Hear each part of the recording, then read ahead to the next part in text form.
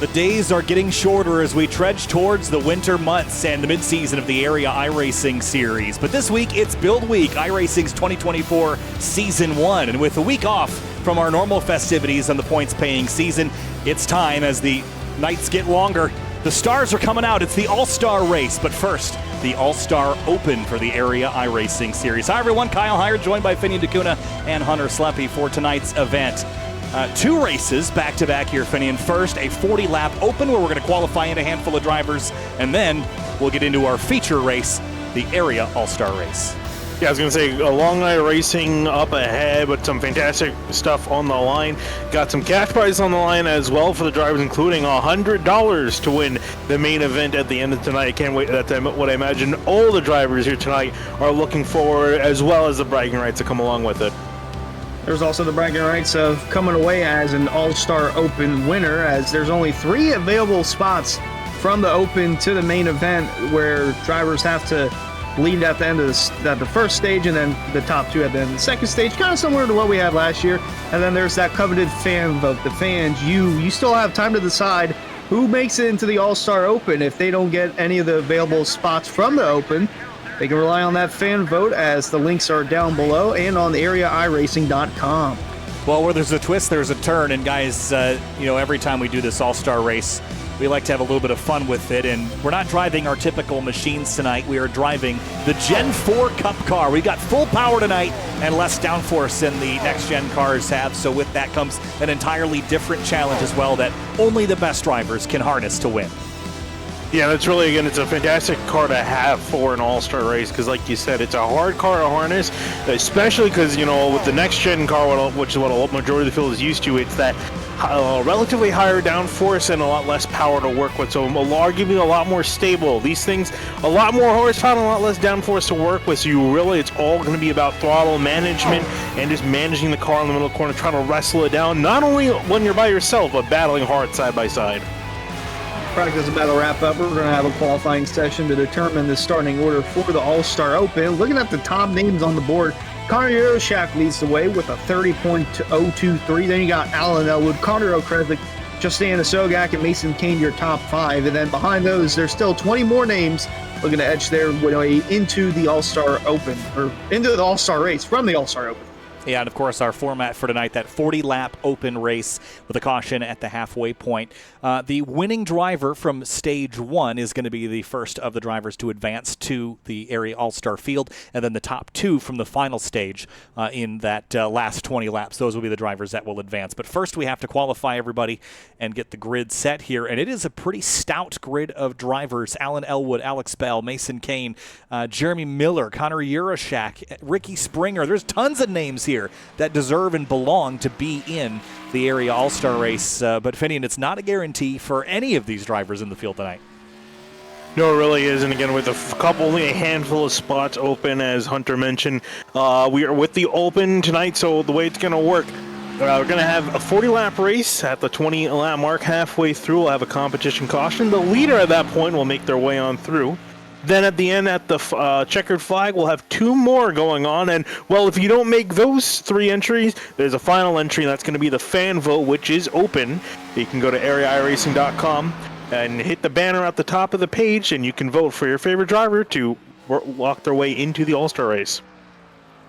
Got the nice chrome look from Michael Curran in the 24, and the sign alluding to rock stars from from Nickelback, I was thinking earlier. Here's Ricky Springer, who is looking to make his way into the All-Star race from the Open. He got in last year through a win, but not going to be enough for tonight. He's going to have to race his way in, and currently has the top time on the board.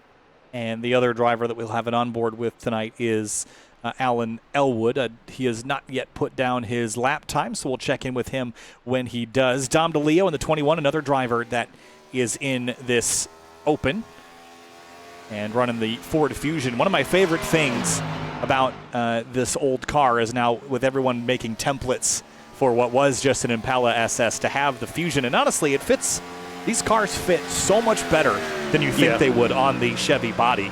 Well, I whether it's think Ford, that's Toyota, or Chevy. that just shows how relatively generic the bodies were for the Gen 4 era, the later Gen 4 era. I mean, there were a couple of differences, and when you look at the cars side by side, there definitely are some, but it was generic enough where you can slap on a Ford, slap on a Dodge. Doesn't look too out of place. Not at all, as D'Elia works his way through 3 and 4. And I saw a few people say on Twitter that they want the Super Speedway Gen 4 body to come to iRacing, where the front and the rear are more flattened out. You need that because pushing and shoving in these cars can be a little challenging with how low the noses are relative to the rear ends. So I would be supporting of that. I think it's about time that we fully commit to this being a classic Cup car, and about time we also get the modern ARCA bodies as well. So Alan Elwood to the top of the board at a 30.010. Solid job for the number 10 machine. I see Connor Yurashak, Dawson Miller, both of them jumping onto the track. You guys have paint schemes for these guys? Because I have refreshed. Yurashak, no, I just have him as that salmon pink. Oh gosh, that's number the 18. worst color too. and on top of that, he's got the default Arial font as well. I mean, you scrape the wall in turn 3 too, so he's gonna come to a stop there. There's the big old number 11, the Hardee's number 11. Saw a lot of people saying that. Oh, look at that paint scheme. It's got a nice ring to it, and we'll see if Dawson Miller can race his way in. If not, see if the fans at home vote for him in. Did you guys hear that fire truck, by the way? Fire truck? No. Okay, wow. The mic rejection on this is very good. Very loud fire truck just went by my house. Chicago Fire Department at work? I suppose. Dawson Miller through the high side here of 1 and 2. And he'll rocket up onto the back straightaway now. And entry speed to turn 3. 191 miles an hour. That's what I like to see. And he's in the wall. Oh, that's what you don't like to see is the car going up to the wall. So it's going to tend to be a reset for the 11. No, looks like he's actually going to continue on, Dawson Miller. Oh, I guess he can't reset because they only have 1 lap. Yep. Ooh, and a Sogak sideways out of turn 4. He's going to save it and keep it across the line. 30.2. It's going to put him around midfield up in 7th. Ben Pierce in the 65. Here he comes. Gradient Concepts Chevrolet, 35.14. That'll drop him down into 13th place. Not the lap I think he was looking for. Yurashak, 30.041. Second place. Oh, wow. Really solid time there. Look at the livery on Greg Mitchell's car. This is a fantastic looking machine. I'm not surprised. Greg Mitchell usually has some pretty good looking cars. This definitely one of many as he's going to rocket off into turn 2. Going to come to the checkered flag this time by to complete the lap. Big question, obviously. Is it going to be quick enough? A little bit of a slip out of turn 4. Rocking across the start finish line for Anisogak. A decent one, 30.195 up in 8th. Jason Kane on his lap as well through 3 and 4 in the Huckett Films Camaro.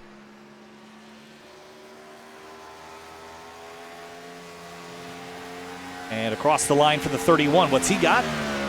32.26. That'll be good enough for 10th. Ooh, oh, look out. Oh. Oh, says it on the car, huck it. He just hucked it in the wall. He sure did. Ryan Nowicki, 18th place. Kyle Sieg has not yet put a lap. Well, he did put a lap down, got it into the wall. Leaves Newbegin, Jeremy Miller, Tyler Nichols, and Jacob Bell as some of the only drivers, and Kami Scott that have yet to put a time in. Where has Scott been? That's been the ultimate question. Yeah, no, I'm glad to see him back here for the All-Star race at the very least. It's been a while since we've seen him in the Cup Series. Well, he's now an official Coca-Cola NASCAR iRacing Series driver. Oh. Well, that explains that. Never mind. Bigger fish to fry. And Jacob Bell's coming to a stop here. Looks like he's going to try to get back up to speed a little better. I mean, honestly, you'd think that the warm-up lap wouldn't be so important with so much power, but I still think you want to get a good roll. I like this. I like this scheme. Stiff for Biff. Who doesn't like this?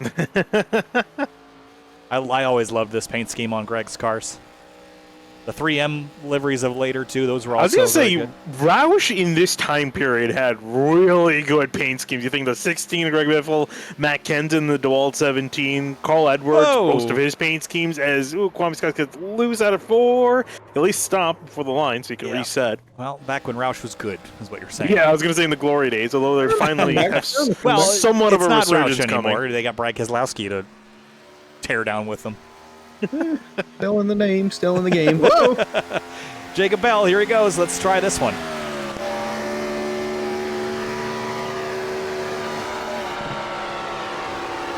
High line in 1 and 2. And a into little the too high. wall. Yep, and there he goes. A tough line to hang on to. This is such a different car than the car that they've been running basically every day of the week far this season. Everyone, what's always funny about the iRacing Oval community is they've gotten so used to driving the cars that we have now that all the clamoring for cars like this, I think it would be a really big challenge to bring back into officials an 800 horsepower low downforce car without having it be a relative disaster. But Yeah, we were running the high downforce, low horsepower configuration for the last 5 years, I want to say, or something like something close to it. So it's been a while since we've had cars like this, where you really have to get off the throttle, let the car coast, ride your way to the corner, and then manage getting back on the throttle. Kwame Scott looking like he might have done a pretty solid job. We're only going to be up to 15th fastest for the 99 actually, as he scored. Solar D on the number 79 of Tyler Nichols, and Newbeginn's getting up to speed as well. It's a joke that just came to my mind. I'm going to keep my mouth quiet. But a family-friendly YouTube channel. Is that what we are? Relatively. I don't think I put the Safe for Kids tag on, technically. No, don't ever do that. It's the most annoying thing. Yeah. Tyler Nichols, 32.86, decent lap. That'll put him, 13th. pretty tight around the 30.2s at the moment, so 13th place for him. And then Douglas Newbegin is going to restart his attempt in his Roasted Gems coffee car. He's cutting this pretty close, though, I'd say. He is cutting it pretty close. If he makes an error, which I think he's going to hope that he's not going to, but if he makes an error on this outlap here, he does not have enough time to reset, so he's going to have to go with what he's got. I think it's the last guy to go out there too, so this is really going to be a down to the wire lap time. Down to the wire, up on the throttle here across the stripe. 40 seconds to go here in qualifying. Douglas Newbegin off into turn 1. And it just feels like you're sailing down here. This engine screams up past 9,000 RPM.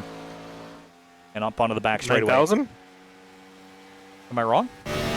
The 9,000 RPM? Yeah. Oh, sorry. I thought you said 9,000 horsepower. Never mind. No, it's not a funny car. Compared to the ones that are used to driving, it feels like 9,000. It probably does feel like that, yeah. Newbegin, 32.19. That's good enough for 10th, and he gets in the wall in turn 1. Qualifying complete. Alan Elwood and Connor Urashak will start on the front row for the area open before we get to our all-star race later tonight. So 20 laps until the yellow guys. We'll pick our front-running driver and send them through within the top 2 from that trailing 20 laps is who is going through to the area all-star race a little bit later tonight. Plus the fan vote. You still got time to make that fan vote. Again, if you're watching on YouTube, that link has been provided in the YouTube chat, or you can just go to areaiRacing.com and make your vote. You only have 40 laps left to do it. That's about 20 minutes worth of racing. Cars are on the grid. It's the Roasted Gems Coffee starting lineup. We'll get there in a moment. Race fans, be sure to subscribe to the Area iRacing Twitch channel. As a subscriber, you'll have Area iRacing emotes to use in the chat and earn double channel points as a subscriber that you can use to redeem for free merchandise, all at the price of just $5 a month. And race fans, start your engines with a fresh cup of Roasted Gems coffee. Choose from some of the finest coffee beans from Colombia and Peru, or try the blended flavors of French vanilla and hazelnut. Use discount code Area iRacing for 10% off your order at checkout at roastedgems.com. Let's roll through the starting lineup for the Area Open. It's Alan Elwood in the Roasted Gems Coffee starting grid on the front row alongside Connor Urashak in the number 18. Moving on back, solid second row. Michael Curran starting on the inside in the 24. Next to him in the 23, Brandon Bowie in the 4th place. And Connor Okrezik starts 5th in the number 14. And Alex Bell starts 6th in the number 3. Moving on back to 7th, Ricky Springer in the number 51. It's kind of surprising to find him in here. He's a quick car. Watch him try to chase his way to the front. Greg Mitchell starting next to him in 8th place in the number 2. Justin Anisogak will roll off 9th in the number 88. Douglas Newbegin starts 10th in the number 7. Moving on back to 11th, Mason Kane in the 31. Next to him, Cedric Hunter in the 22, rolling off in 12th. It's Nico Garcia starting 13th in the lucky number 13 car. Tyler Nichols 14th in the 79. Going on back, we find Bryce Senizek in the 09 lineup in 15th place. Next to him, Garrett Grant in 16th in number 5. Kwame Scott in the number 99 rolls off 17th. Good to see him back. Dom DeLeo, 18th. Number 21 on the timing, number 22 on the car. Ben Pierce is going to be lined up in the 65 in 19th place. Next to him, rounding out your top 20, Ed Robertson in the 64. Then it's Ryan Nowicki in 21st in the number 74 car. Justin Munsell, we got an onboard with him. And now Kwame Scott, 22nd in the number 6. Moving on back, Jeremy was actually not in the server. He ended up leaving. So we got Jacob Bell. And then rounding out your final row of 26 starters, Kyle Sieg in the 20 and Dawson Miller in the 11 car in 26th. And your onboard pictures tonight, we've got Alan Elwood, we've got Ricky Springer, we've got Justin Munsell, and we've got Kwame Scott. All onboard footage for you tonight. We'll take you through the action as we get into it, guys. All right. I want you to pick me the winner of the Open, and I want you to pick me the winner at halfway, and I want me to pick the fan vote driver. Finian, go. Oh, geez, that's a lot of pick. Okay. Go. Oh, okay. Winner at halfway, I'm going to go with Alan Elwood. Winner of the race, Michael Curran. Fan vote, Alex Bell. Hunter, go. All right, I'm going to go with Elwood after 20 laps, Euroshack at the end, and then the fan vote's going to be Mason Kane. I'm going to go Euroshack at halfway. I'm going to go Elwood at the end. I'm going to go fan vote, Kwame Scott. I think he's got it. Here we go. Pace car pulls off the area open. 4 drivers will advance to the area all-star race later tonight, but between now and then, 40 laps, 2 stints of 20. Time to go racing from Charlotte Motor Speedway. Green flag flies and we're racing in the area open.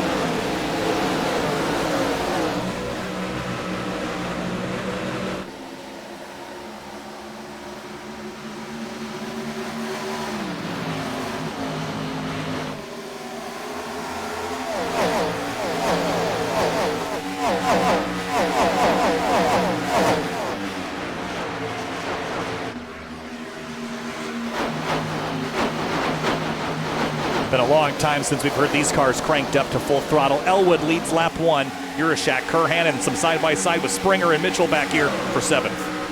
Yeah, crazy again to see what these guys are going to do because, it's not really a typical race where you want to just kind of sit back, lay back. If you don't make it into the show, you're done after the end of these 40 laps. You're going to try to make your way to the front as quickly as you can. Obviously, though, don't want to take yourself because there's not much time to come back from.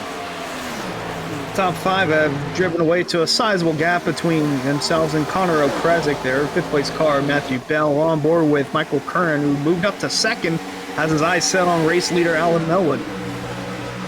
Yeah, Bowie and in the 23 moving forward. Euroshack dropping here early. Maybe some tire conservation happening there. Justin Anasogak in the 88 high line here behind Mitchell, trying to make some hay on the top. For the lead, Alan Elwood going defensive, actually slowing down on the bottom. I'm not sure something. Oh, he's got a black flag. Black flag for the number 10. I think he got a penalty maybe at the start. That's the only thing I can surmise, but that is catastrophic to his chances on making it in. So I'm hearing word that he got a penalty from iRacing for jumping the start. I would say it did look like he had a sizable gap. That's a big penalty in a race that's so short, that's so intentional. Well, there goes my pick. Race winner. Got that halfway caution to help, and you never know, there could be hell between now and then. That's true. But nonetheless, Michael Curran emerges as, far to the wall, spin actually. Zero. Where? I didn't see a spin. The white car. They looked sideways after coming off the wall, but someone smacked it hard going in the turn one. I think Jacob Bell. Still hanging on to 16th place. Doesn't look all that stricken. Here's Mitchell high, and Anasogak low car in the dirt. Who is that? Blue car. The AstroTurf, and it was Justin Anasogak. We're just watching. I thought we were watching Anasogak. Maybe it was someone else. Tyler Nichols, maybe? It was the blue car. I would have to say Tyler Nichols. Let's see. There's too much happening. There sure is. Not giving us any. Yeah, there it is. Nichols, big slide there out of 4.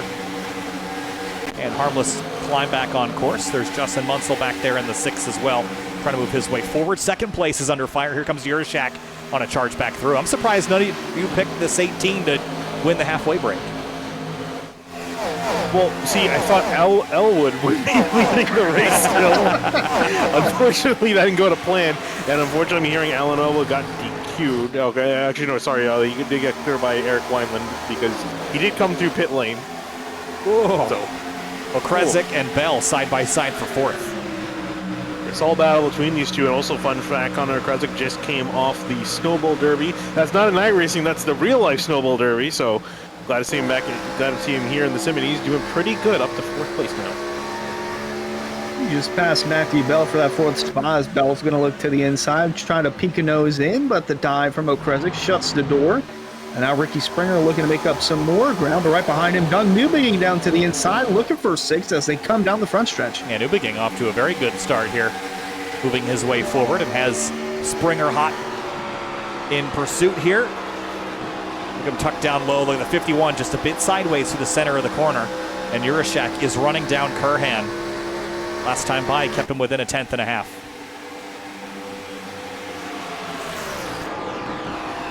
Michael Curran got a big mirror full of salmon-colored race car behind him. God, it is the ugliest color I've ever seen on a race car. Yeah, well, if he keeps it up, you're going to be seeing him in the All-Star race as well. He's not winning my vote. Looks like one of those backmarker ARCA cars where they don't have a trailer hitch and they just leave it sit in the sun. Ricky Springer real sideways out of two. And Newbegin should be able to complete this pass down here on the bottom, but it's tough to complete the pass once you've started it and the guy on the outside has the momentum. And look at Mason Kane sneaking back there in that red and black Camaro.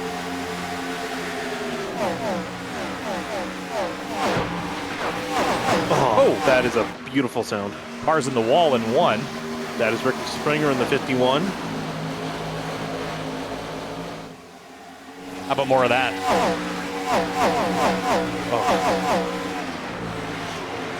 Whew. Mason Kane hanging the tail out there into three. That's another thing. You can really let these things hang out. Ooh, Alex Bell, speaking of which, was a little bit loose off the top side, ripping around his Toyota Camry. Whoa, someone just went hard. That was Nico Garcia. That's a big hit there in that Simrat Market car. He was already high, and then it's going to correct and then slap out of four. That's a big hit. Again, these cars, you have to really chase them when they get loose. You know, keep them under control. Speaking of under control, Curran, he's got the race under control, but this number 18, eking out behind. We're halfway to halfway. And he's running out of time. He wants to secure a bit early. He's going to try to poke the nose, if the 24 is going to cut him off in turn one. Curran's going to try and use all the tires he has now to keep that 18 at bay so he doesn't have to worry about him, at least for the next 20 laps, if that's the case, as they're working their way into turn three. And then third place, Brandon Bowie. He's not too far behind either, but they've started to build a sizable gap between the top two and third place. And then Connor Okrezik there holding off Matthew Bell as Garcia looks like he pounded the wall again. Yeah, that's not going to let him get to the finish of this race, so he'll hit pit road, likely go a lap or two down. Alan Elwood is currently a lap down, so he won't love to see that. Hoping that he can at least stay ahead, as here comes Connor Jurashek to the inside here, looking for the lead into turn three.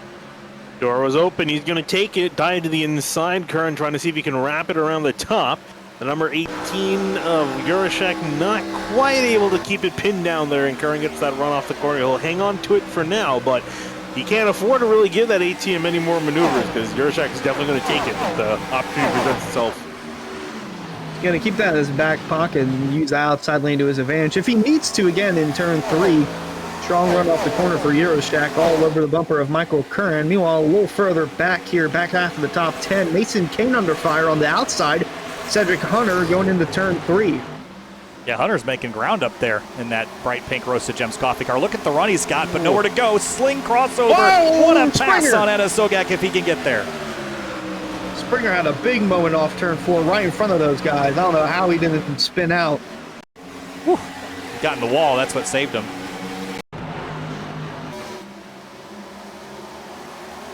Riding up the hill and big correction. Kind of tank slap it off the outside wall, but he'll continue just down at 11th. And looking at Cedric Hunter, who's still trying to make that pass on Justin Esogek, he'll be able to get it done. Douglas Newbegin looking for a spot here. He's moving forward very quickly in this number 71. I didn't really have my eyes on Douglas at the beginning of this race, but I certainly do now. 2 laps till we lock somebody in, and it's going to be Michael Curhan or Connor Urashak at the rate they're going. 3 laps to go next time by. They're coming into the thick of it, and Urashak is running out of options here. And I mean, you could try to force the issue, but again, that's the thing with these cars. If you try to push the issue too much, that back end's going to come out on you really quickly, and he's going to try to look up the inside, but Curran's just been doing a great job sending the car off into the corner, defending that inside lane. It's a true bump and run whenever you get to the bumper of one of these cars, because it lifts the rear off the ground, and then in some cases the rear tires come off the ground. Right behind the top 2, though, Brandon Bowie under attack now from Douglas Newbegin, putting himself in a good position for possibly the next 20 laps or so, and barring something happening to the top 2, but good side-by-side battle for 3rd. And Connor Okresik's got the best view of it from behind. 2 laps to that halfway caution.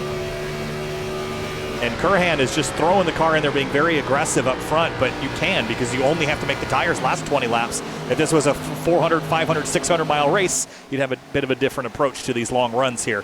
And we have not had a yellow so far. Battle for 3rd is still pretty spicy, but we're coming to the last lap here of this first stage. Michael Curhan is 1.5 miles away from locking himself into the All-Star race. Here they go, and Curran, all he has to do is just hang on a little bit longer, and he can find his way secured. Well, Mason Kane, I see dropping down the order. He's come to the pits. Oh, I think he's come down to the pits to set himself up for stage 2, so that's an interesting maneuver there. But here we go, coming to the checkered flag for the first half of this race. Michael Curran working his way on through, and it looks like Urashak doesn't have enough. For the last 2 corners, Michael Curhan is going to be the first one to halfway. He locks himself in to the All-Star race for the Area Series. Urashak comes up 0.3 short. The Newbegin, Okresik, Bell, the rest of your top 5. But top 5 tonight might not be good enough. If you don't have the fan vote, you're not going in. You're going to have to be first or second in the second half of this race to move on. And at the moment, that's going to be Connor Urashak, and as you mentioned before, Douglas Newbegin, who's been doing a really good job since the drop of the green flag. Not really the outright fastest here, but he's moved up 7 spots from where he started, so he's done a really solid job getting forward. Good to note for the longer run, if we do get another long run to the end, which last year we didn't. I don't think we had a yellow in the.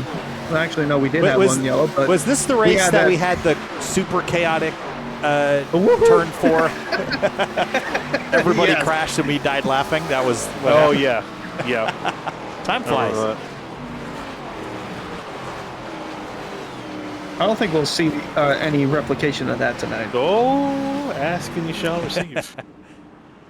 Michael Curhan will be pulling off the racetrack here shortly. He has accomplished all he needs to accomplish and can go take a break and warm up for the Area All-Star race.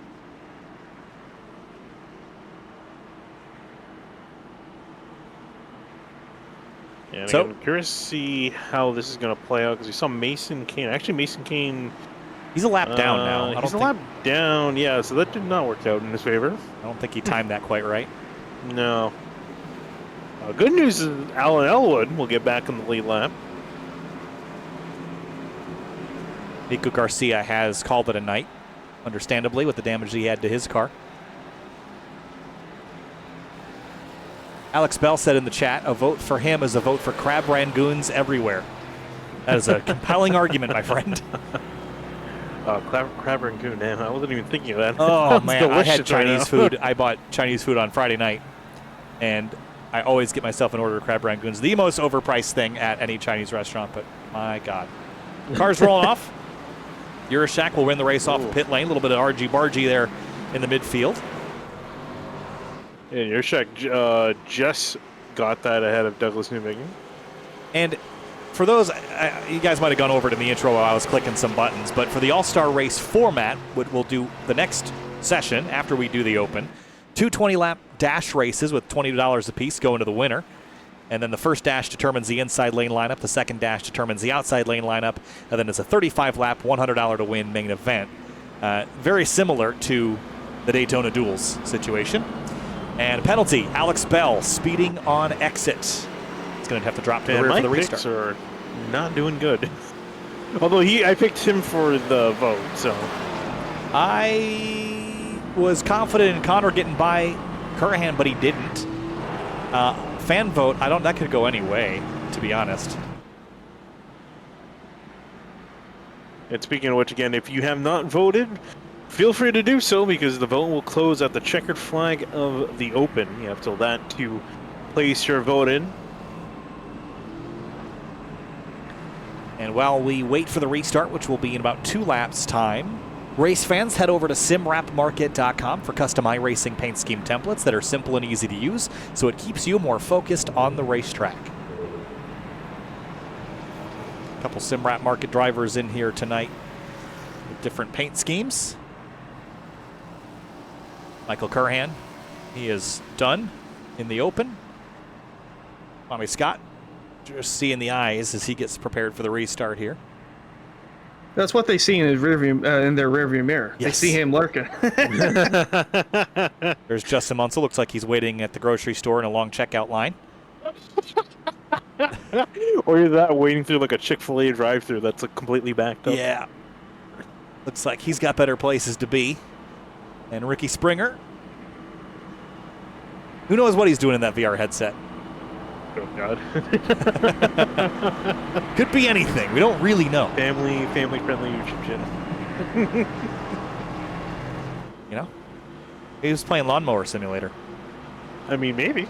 Well, that was... who was that earlier? That was Tyler Nichols out of turn 4, playing Lawnmower Simulator. Although nothing though, you can't really mow the lawn for AstroTurf, right?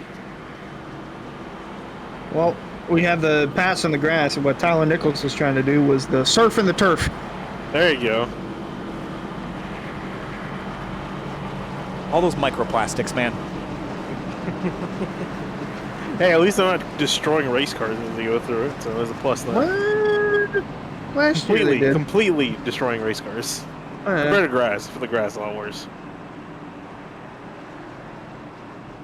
You know what would be absolute chaos? Sorry, before we go green, they put grapple traps instead of the grass. Oh, gosh. Armand Tilk would like to know your location. Imagine that, just all the sand thrown on the racetrack.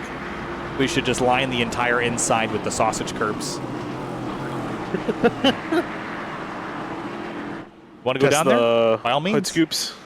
Yeah. The hood flaps and the roof flaps. Or just make them progressively deeper rumble strips, but they just don't stop getting deeper. Oh, God. And they're like dropping off 8 feet by the time you get to the pit road. Just go into the abyss. Just...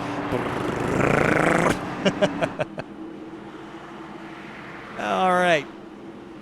Silliness aside, it's going to be a 15-lap sprint to the end. The top 2, plus the fan vote driver, advance to the area all-star race. Connor Urashak, Newbegin, on your front row for the restart here. 15 laps to the checkers.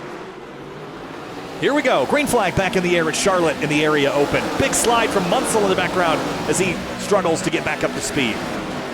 Oh, and 3 wide for some drivers in the back. Ooh, a car in the wall already. That is Ryan Nowicki really struggling to get on the power, but up in the front, it was Douglas Newbegin struggling to get back on the power. Did not get a great start on that outside lane. He's now battling with Connor Okrezik for that final transfer spot for second place. Ooh, squeeze Alex Bell underneath the 64 of Ed Robertson. Yeah, it's very tight back here, and there's the 10 of Alan Elwood. Also, he's got no room to back off. He's got to be all attack for the next 15 laps as Urashak driving away with it, but Okrezik fighting for that second spot. Here comes Newbegin to the outside. Oh, big push. He got loose. Oh, my gosh. Yeah, and he was really loose like that in turn 4. Now here comes a 23, Brandon Bowie trying to work up back through the inside. He will get up into third place. The crash. He's going to turn by the 71, and there they go. Big crash in turns 3 and 4. Springer going around. Caution's going to come out. Brandon Bowie gets looped around and heavily damaged. Ricky Springer misses the inside wall there, but I think he's got some other damage. And just slipped off the nose of Newbegin there as they went off into the corner. Kind of slid up the hill just a little bit. And then the 88 came flying in there. Wow. He might have been checking up and then got hit from behind from Springer. Yeah, watch this. So here's the 88, the background, and then he starts to slow down, and then Ricky Springer tags the 88. He just comes in with a huge head of steam sideways,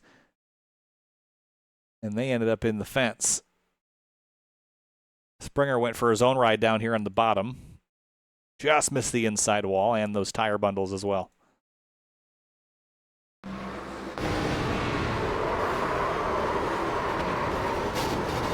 Oh, look at that handiwork. Wow. Busy moment there for everybody. That's the front of the car is like a snowplow where it just picks stuff up and just that's what happened with Springer and Anasoga. Anasoga kept it going straight. Mitchell kind of finished Springer heading towards the pit entrance, but nonetheless, it's minor damage to the 51. Yeah, not much Mitchell could have done here to slow down. It's already happening. Whole track is blocked there. Gets up underneath the 51.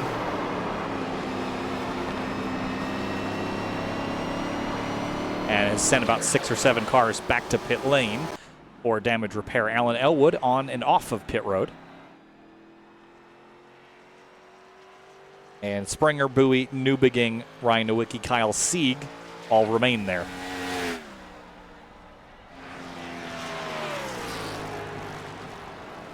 Yeah, all of them getting their damage fixed, I imagine, as much as possible. They can try to get back into this thing, although they're going to need a little bit more of a miracle at this point, because you're going to get the restart with under 10 laps to go. That only builds the anticipation, the excitement, and then the nervousness, the aggression. It all blends into one, Kyle. Gonna restart about 10, maybe 9 to go, and looking at Alan Elwood, he's still got some ways to climb over there in 17th. That's not what he needed at all. Yeah, I forgot who I had winning this thing. I think it was Elwood, so he better get moving. I think I had him winning the race and Urashak at halfway. But that's a tall task with only maybe 9 laps to go on the restart. Connor Okrezik is in a really good spot here, but I think the car really in the catbird seat is Cedric Hunter in that number 13 there on the bottom. Moving forward, even in the green flag running, now he's going to restart right behind the leader, Finney, and that should give him a pretty clear launch to get to second by the time they get to turn 2. Yeah, he got really lucky with the way the cautions fell, the cautions, really just this caution falling. Was able to avoid a lot of incident and gain a lot of track position as well. So he's sitting, like you mentioned, also has a pretty quick car. So curious to see what he can do here, trying to keep up with Urashak and also Krezik. Of course, he doesn't need to win this race. Just needs to finish inside that top 2, and he's knocking on the door. Now, who wins the fan vote? That is my curiosity. I said Mason Kane. I feel like he might have enough fans over in the, well, I would say Twitch chat, YouTube chat, all around area. I feel like he might have enough to be able to pull that off.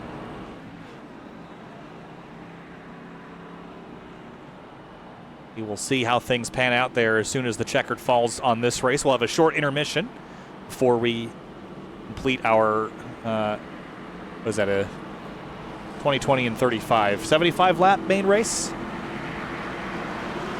Well, yes, no, because it's 2 duels, two separate duels. Yes. The drivers would complete 55 laps each. Yes. The main event is 35 laps, though. So lights are out of the pace car next time by 9 laps to go. Possibility for more yellows, guys. What do you think, Finney? We had an all-green first stage, and now some dramas here in middle of stage 2. I mean, well, we'll set the stage, right? We got 23 drivers on the track in about 9 laps. 21 of them will be going home away empty-handed. So I think you can imagine what's going to happen with the rest of that, right? Because they're going to have to get themselves in that top 2 position some way, somehow. Might need to use the chrome horn, or the slanted horn, I guess, in this case, and pick up some drivers and physically move them out of the way. Slanted horn. I'll say if you're going to do that, you might want to look out because we just saw what happened whenever you make just the slightest bit of contact from between the front bumper and the rear bumper, and then checking up is going to be a whole new issue too. Because, like you said, Kyle, these guys, they're used to running the Gen 6 or the Xfinity cars or the trucks, what they have the more rounded bumpers. They don't have that here in this car. As soon as you go into the back of someone, picks them up off the ground, they might even send yourself spinning. Brad Slaughter comments, hashtag put Kane in the main. So you know where Brad Slaughter's going. Put that on a t-shirt. I suppose. Let's see who gets the t-shirt all to themselves. Connor Urashak, Connor Okrezik, all Connor front row. Green flag back in the air. 9 laps to go in the area open.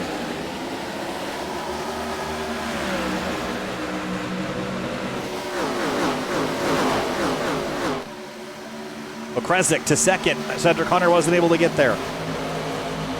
Ooh, Alex Bell trying to make it 3 wide with Jacob Bell off of turn 2. Couldn't quite get there. He gets squeezed down by the 77. Will just peek his nose ahead after Bell trying to make a first speeding penalty on halfway.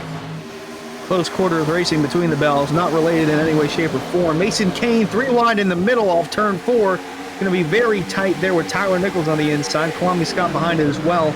9 laps to go as they now cross the stripe. 8 to go, and 6 a month on the wall. Yeah, Justin Munsell. Oh, sideways. Ed Robertson wall. gathers it up. Newbegin throttles on through it all and misses it. 4th place is a Hornets net. Look at Manasogak and Mitchell. Every place the Hornets does at this point. Greg Mitchell fighting side by side with Justin Anasogak. Both of them just trying to get upside closer to the top 2. Cedric Hunter looking at his hopes just 1 position away from him. Kyle Sieg slow. He's hitting pit lane in the number 20. Out of it. Oh, big slide from Jacob Bell. Garrett Grant almost turned the 2 of Greg Mitchell as he's working to the inside. 3 wide off into turn 3 for 4th place. Got cars all over the place on the backstretch. Meanwhile, tight 3 wide racing off the turn. It's going to get very tight. Again, this is all trying to get inside that top 2 for the final transfer spot. These guys are 4th on back, and they're racing like it's the last lap each lap, Kyle. We love these cars. We should bring them back full time. Look at this. 3 wide sideways is the 31 of Mason Kane trying to hang on. Look at Alex Bell. Bell, big dive to the inside. Gets cut off hard by the 5 of Garrett Grant trying to work it. And again, these guys are fighting really hard, but they're losing a huge amount of time to the drivers they actually need to pass, but neither one can decide on which one is going to be the one to charge up to second. When Mason Kane's in a rough spot there. Once again, 3 wide in the middle, heading into turn 1. Sanasak on the outside. Elwood hitting inside, still trying to make up ground. Meanwhile, right in front of them, Alex Bell is getting a tough predicament. Oh, crash! Shoot! Oh, hard hit. There goes Garrett Grant to the outside wall. Caution's going to come out. We're going to have a green-white checker to determine the final 2 transfers. Big hit for Garrett Grant. That car is absolutely destroyed. And the caution is out with 5 laps to go. So look at the damage that Ryan... Is that Ryan Nowicki? No, who is that? That's Dawson Miller. He's got big damage on the 11. Oh, yeah, he does. That left front is destroyed. And he'll be heading to pit lane night likely over. Garrett Grant was right in the thick of that. Here's what happened out of 2. There's Alex Bell. A little bit of a touch there, and bam, into the outside wall went the 5. Got hit once, twice, thrice before sliding across the road. Gave him a good hit there. Ooh. And Dawson hits him here. I think Dawson hits him whenever he's trying to get back going, or there might have been some previous damage there. But yeah, tough spot there for Alex Bell, right in the middle, just the slightest bit of contact, and those cars are getting as loose as can be, and then just gets hit like a pinball here. Yep, there's Senesac, Anasogak, Newbegin, and then see the 11 of Dawson Miller way in the background here. Yeah, I'm curious how he comes into play. Oh, does the 5 get rolling here? Yeah. And once the 11 had locked up, wow, that did not seem like that much contact, but I mean, right place, right time, and it's enough to destroy the suspension. Ooh, that was a pretty good hit. Yeah. Wow. So the 11's night likely over. The 77 gets back rolling.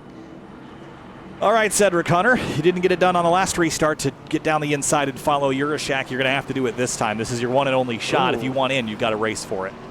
Interesting. Alex Bell, he gave up what was that, 5th position. He came down to pit lane and let a bunch of others on down. Yeah, I don't know what that would be for. Well, I mean, I think he just came in. I think he's saying might as well have the fresh tires because you're not going to win it from 5th, right? Good point. So I think he's just thinking, yeah, I'll just try, throw something up the wall and just hope it sticks. And that's what pretty much everyone 11th on back is going to be hoping for. I'm not sure if I don't think there's unlimited green-white checkers in it. So I think the same green-white checker rules apply. I'll have to double check on that, but I mean, it's worth giving it a shot.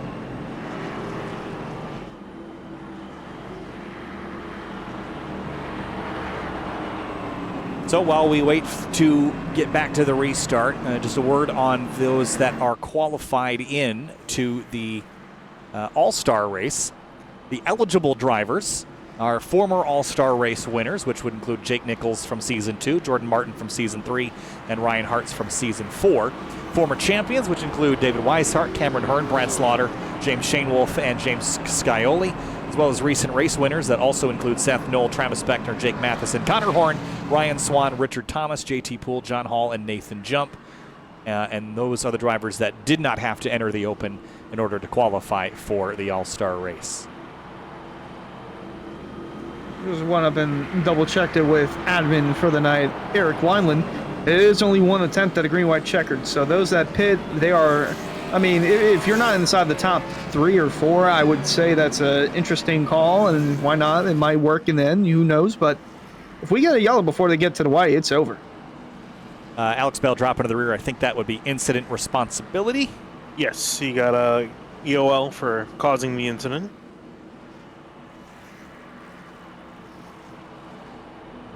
Alan Elwood back to 5th. What a night he has had. I think he's going to be kicking himself, though, because if he didn't get in that penalty starting the race, he would have been maybe a little bit of a better position. He still very much got a shot, especially from 5th, and arguably he's got the fresher tires than the leaders, so might have something. Yeah, you can still get in on the fan vote, even if he doesn't finish inside the top 2, but yeah, it's a tough blow to have, especially on the early stages of the race, which, I mean, I guess it's good that it happened very early on in the race, because if it would have happened any other lap, he would have been in even more of a pickle and definitely would have been out of it. But no hope lost. Kyle still has a shot. A shot is all you can ask for on a night like this. And we're going to get a restart here. Bosch comes out, race is over. I love watching these cars race. I think it's so cool. I think we did a full season with these back when it was changed to the ARCA car. With 3 wide, yeah, and we after the new damage wall came out. Right, we haven't had a full season of these cars with this Cup configuration, but man, they are so much fun to watch awesome, move around. Yeah. They're just, it'd be really neat if. I always thought iRacing's greatest strength is an archival tool, and so some of the tracks that got replaced, I always wish that they would have kept the old versions that you could run historic races, but. Especially because now the CO, a lot of the actually coming up this build, a lot of historic NASCARs are getting the new damage model. Yeah, even the old COT was a lot of fun. Yeah, I wish they'd. I can't wait to play around with that. Yeah, they should revert that to the original splitter brace and winged version. I think that. See, what I wish is that we just got the variants, right? Yeah, like the different ones. It's a lot of content to manage, but it's not that much. It'd be cool if you could select it in the setup screen or something silly like that, but. Anyway, 2 laps to go in the area open. 2 drivers plus a fan vote will advance, and it is the top 2. Currently, Connor Kresick and Connor Urashak, the ones that would advance through. But can Cedric Hunter, Greg Mitchell, or somebody else make it in? They have 2 laps, 3 miles to determine it. The area open. Green flag back in the air. Great jump for Connor Urashak. Connor Kresick trying to just make sure he can hold off Cedric Hunter. Hunter was trying to throw a move to the inside. Couldn't quite get there. Douglas Dubing getting spun around. He saves it on the apron. The 51 is all over the place, though. High, low. Look at Hunter trying to throw the block there on Alan Elwood. And Elwood, you're going to watch out for him, Hunter, as he's making a charge. Trying to fight for all he's got on that outside line. He might have enough of a run to get 3rd. Will it be enough to get 2nd, though? He's going to have 1 more lap to do so. Coming off turn 4, white flag in the air. We're going to have a finish in the open. One more time around. Alan Elwood needs 2 more spots. He's so close. Needs to get by Cedric Hunter. Hunter's going to run him up the hill just the slightest bit. I don't think he's going to get there, though, unless he just absolutely throws it into the corner, Finian. Yeah, it's got to do. I mean, hey, it depends on how bad he wants it to make a move. Here we go into 3 and 4 for the final time. Through 3 and 4, Connor Urashak, he's going to the All-Star race. Okrezik is close. Can he get there? Checkered flag waving. Urashak, Okrezik advance to the area All-Star race. Alan Elwood comes up 1 spot short. Penny late and $1 short for Alan Elwood. I mean, there's still the chance he can get in through the fan vote. We'll have to see. Once that gets all tallied up, that's going to be his final hope for making it onto the All-Star race. Yeah, well, we saw not happy with the way Cedric Hunter raced him, but I mean, it's the last lap, and I mean, Cedric Hunter wasn't out of it either. He had every right to go for that spot, but it just seemed like Elwood had the faster car throughout the race, Kyle. Yeah, it looks like Elwood was really in position that he had one more lap. He would have gotten it. You see the frustration there. So close. Less than a tenth and a half back from moving on to the area All-Star race. We got an intermission, and we're going to get set for the next race, which will be the area All-Star race. 2 20-lap heats and a 35-lap main race. $100 to win. We'll be back after this.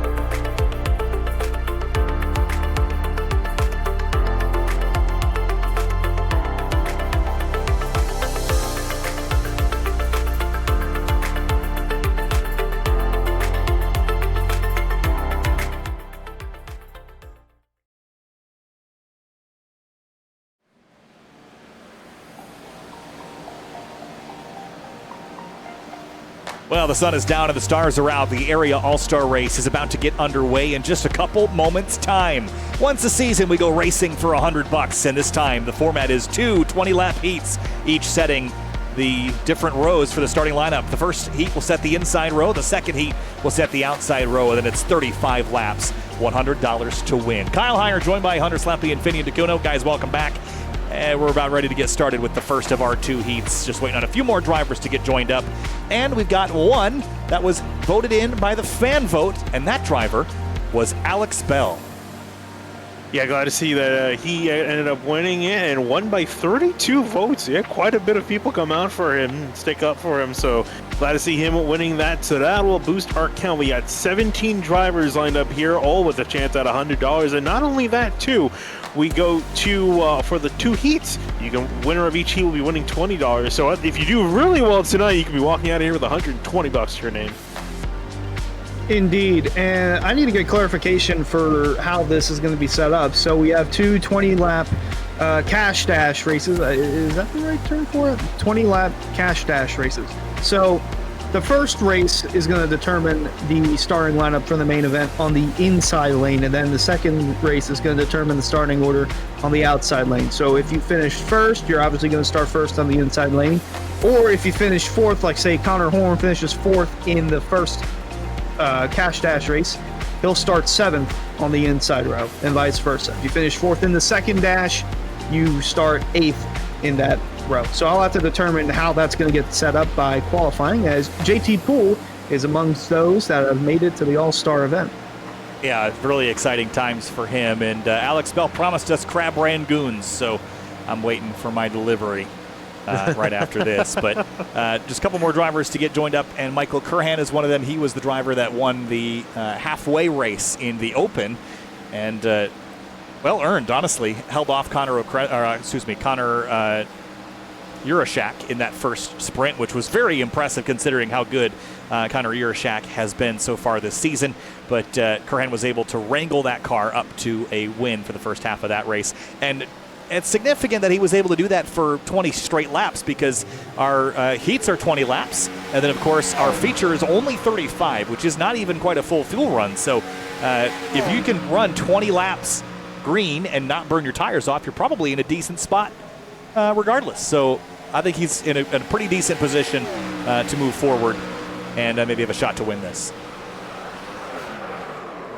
Yeah, I'm curious to see how he can do. I mean, of course, we have to see how he can perform against really the creme de la creme, right? Because you got champions, you got past All-Star race winners, and you got all of this season and last season's current race winners as well. So it's really a tough crowd that he's going to have to try to stand out. And I mean, of course, he's got some really good pace, considering he was not able to be passed by anyone in the All-Star Open. But we'll see, will that transfer forward into the race, the main event here. All right, so I just checked back in the Admin Tower with Eric Weiland, and Jacob Bell now joined him. So qualifying, it's basically simple. So if you qualify 7th, you're going to be in the first dash for cash race, because that determines the inside line order. And if you qualify 10th or 12th, you're going to be in the second dash race. Makes sense. Yep, so just basically the Daytona duels. Yeah, top half goes into heat 1, bottom half goes into heat 2. We're not alternating, is basically what your point is. And then from where they qualify, that will determine the row in that lane. So getting some good practice in here, and it's interesting because the weather is relatively cool, so track temps aren't very high, and that means that there will be maximum grip available. Finney, we went 20 laps in the first run without any major dramas. We could go green the entire time in the All-Star race, especially if we get spread out. It's all about managing the rear tires in particular on these cars. Well, I mean, there is definitely the chance we could. I would say in a normal race we would go green quite a way. However, remember, we're waving $100 in front of some of these guys' faces. That's quite a bit of cash for sim races. So you can imagine the kind of things that drivers will do and be willing to do here. You should push come to shove. So we'll see how these guys play it again. I think we're going to see something very similar to the Open. Very clean first half of the race. Once you start to get into the later laps, it's going to get a lot more chaotic. Chaotic indeed, and some of the, I don't know if we've touched up on any of the drivers who are confirmed in for the All-Star main event. I don't think we've talked about them too much, but one of them is Jake Nichols, as I want to go back to the previous winners of the All-Star race. So the first ever All-Star race, surprisingly, was won by Jake Nichols. Who would have thought? Back when they ran it at Atlanta, and I believe that was the old Atlanta, not the new Atlanta. So he's looking to go and become the first two-time All-Star race winner, kind of like how we had Travis Beckman become the first two-time Area 500 champ.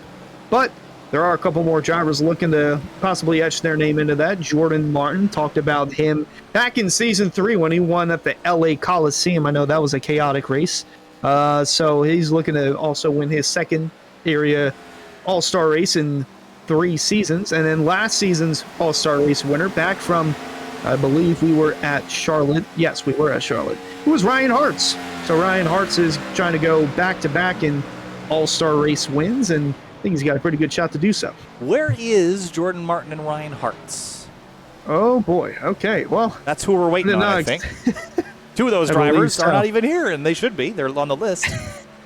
I was wondering why we're taking long to get sorted for this next race, and it appears to be that. Well, I do know one of the race winners who are locked into the main event that won't be here is Richard Thomas. Unfortunately, he won't be a part of that, and that also goes for recent winners from the Cup side of things and the truck side of things, too. So that's how Richard Thomas got his way in. Yeah, still waiting on Hartz and Jordan Martin. I don't know if they're going to be in or not, but hopefully they'll be in because we currently have 18 cars, and that would give us an even 20. As is the plan. Talk about Connor Horn here, Finian. Recently got his first win in a while. A necessary win given the start to his Area Cup Series season. Won a couple weeks ago at the Monster Mile. Or no, was it Atlanta? Where did he win? He won in Atlanta, finished well at Dover. That's right. Got a recent win, and with that comes a ton of confidence that I think is good to have. Well, we'll see how he does tonight, but chasing the car a little bit out of turn 2 at the moment. Yeah, and just really needed a little bit of luck going his way this season. Not the best of starts, but he's bounced back. He's bounced back with a win inside the currently 16th in the Cup Series points. So definitely pointing in the right direction. He gained 14 spots from his finish at Dover, and that was just inside the top 5, or I think P6 actually at Dover. So it's starting to go in the right direction for him in the Cup Series, and now again trying to mount that second championship charge. Just missed out on it last season. Hoping to see if he can make it in this time around, and starting to look a little bit better and more stronger in the middle of the season. We're headed down to the Roval next week, going road racing for the one and only time in the Area Season 5 season, and headed to the Roval configuration of this track. And I'm looking at this oval, top down. I don't see where the chicane supposed to be.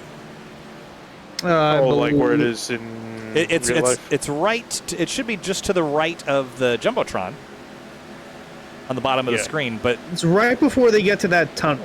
Yeah, but I guess my question being, this scan of the oval appears to be before that addition was made. I want to say this was probably 2000. Well, this scan's 2018, I would imagine, because that's what is dated in the sim. Right. And then the second version of the Roval was 2019, right? Yes. Yeah. I feel like I'm a little bit surprised they didn't just make that adjustment to both of them, but I guess they had to leave it alone. Somebody hit the wall a ton down there. Oh, that was... Who was that?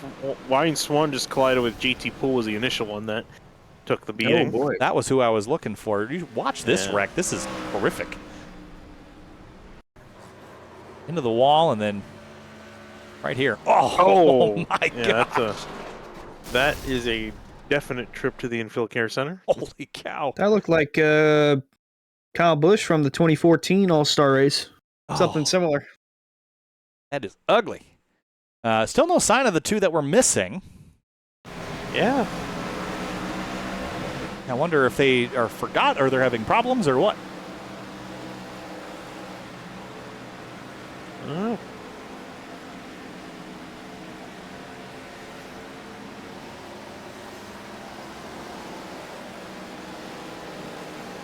So Alex Bell has joined, so he's been just kind of hanging out. Everyone else has taken some times here. David Weishart is on lap 72 of this practice session. Really getting his laps in. You know, they say practice makes perfect.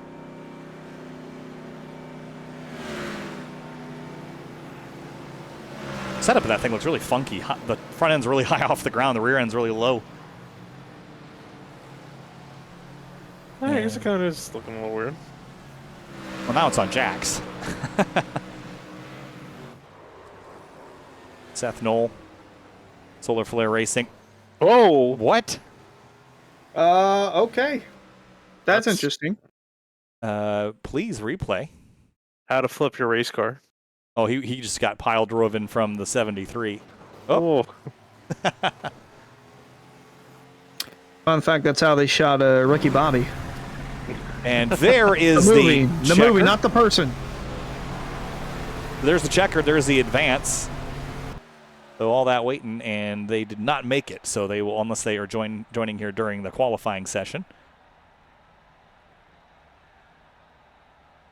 And here we go, qualifying for the All-Star race. Top 10 will be in the first heat, and the bottom 10 will be in the, well, I guess this time now it's 9, will be in that second heat. Both are 20 laps. I'd expect those to go pretty green with only 9 cars each, Finney, and that should be a pretty straightforward 20-lap dash. yeah, I'm looking forward to seeing how those play out. Again, some money being waived for these drivers as well. So a little bit of extra motivation to perform in the 2 heats before the main event. Shane Wolf here, one of the first drivers out on track, ready to put his time down and see how he ranks amongst the rest. Shane Wolf in from that previous champion provisional. As if you go back to the beginning of era, we had 4 series, and the 4th one were the ARCA cars, which in my opinion I had the most fun calling action for, and Shane Wolf just so happened to be the champion of that series in the only season that it has run. Maybe we could see that return in the future, and I think Shane Wolf would like to see that too, but that is why he's in the All-Star race and more suited in these cars. Almost out of moment off turn 4, and see what his lap time is. Yeah, a lot of drivers putting laps in at the moment, so it's going to be a pretty quick sprint here. Shane Wolf second as Scioli goes to the top of the board instantly. John Hall is working his way around out of turn 4 as well, and his number 03 Camaro, that was very tight to the wall out of turn 4. Yeah, bought the whole racetrack. He's going to use up the whole racetrack and launch himself only up to P3 at the moment, as 5 drivers have put a time down. Michael Curran, Wow, in the number 24 machine, second place, just 8,000 shy of James Scully's. That's a solid time. Connor Okrezik, his number 14 machine, is starting his lap. Ooh, loose out of turn 2, and that's going to be into that lap as he collides with the inside wall. Here's the fan vote winner, Alex Bell. Once more, no relation to Jacob Bell. They clashed towards the end of the All-Star Open, but was able to get the votes from the fans. 32 votes. It was enough to send him into the main event, and who knows, guys, maybe he could spice some things up between the front runners. And possibly, let's see what he's got here. Big slide there out to the center of turn 2. He was fighting up towards the front of the Open quite a ways, so I think he's got the pace to be there. Into turns 3 and 4 now. Right along the bottom. And really tight to the wall again out of 4. See what the time is. It's going to be 174.426 at a 30.009. Puts him 5th out of the 7 that have made an attempt. And it looks like now it's 5th out of 8 as Cameron Hearn does a 30.016 behind. It was actually 29.993. And Nathan jumped next across JT the board. Poole. Sorry, Wow. as he comes across the line in the 26 up to pole. That was a solid lap there by JT. Like the hood, too. Yeah. Retweet. Here's Euroshak. 1 spot short. Wow, pole position for the 15. Wow. It's an ugly car, but it runs well. You see JT's reaction. How did he beat that? Oh, Wow. That's great. That's why I pay $17 a month for Zoom. For moments like that.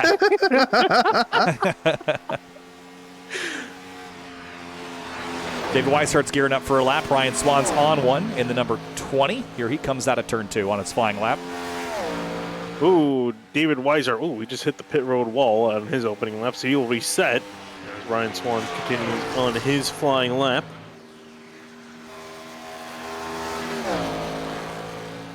And here comes the 20. Let's see what he's got in the HyperX Chevy. And 172. That's only going to be a 34.04. That will be last by a ways. And Weishart will gear up and go again. Connor Horn, Seth Knoll, Nichols, and Okrezik, and then Slaughter yet to go. Okrezik actually had his accident, so 5 of those 6 still have yet to turn a time. Weishart's going to stop and start again. Yeah, didn't feel the run-up right. I mean, hey, if you can reset, you might as well, right? Might as well reset your time as Connor Horn just looking patient. Looks like he's looking at his phone. He's just watching something, but not qualifying. He's got 5 minutes. There's still time on the board to do it. He's watching the broadcast. Oh, okay. I was going to say.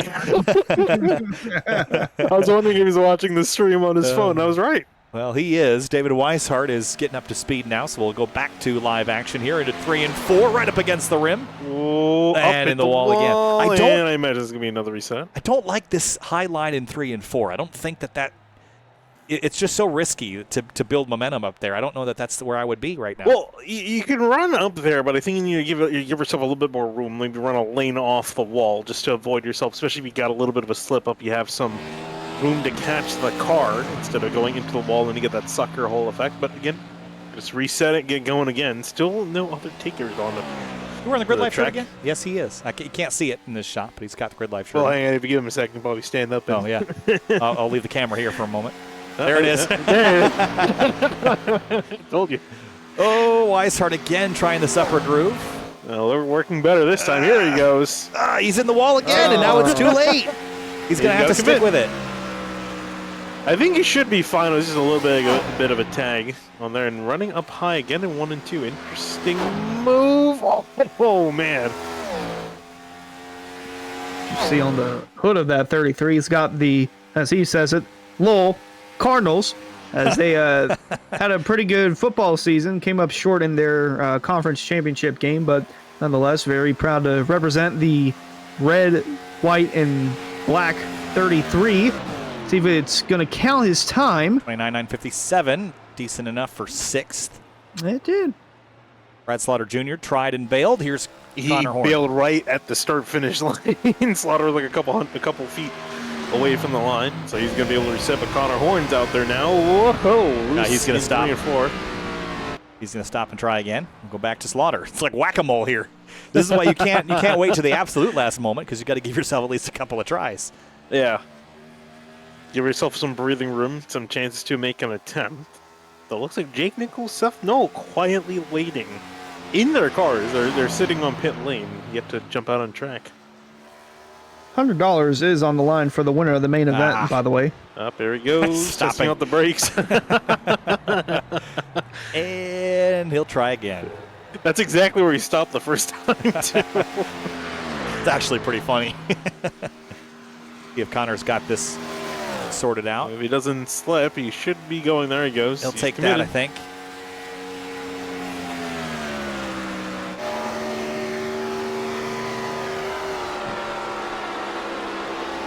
Nice, right on that blue line.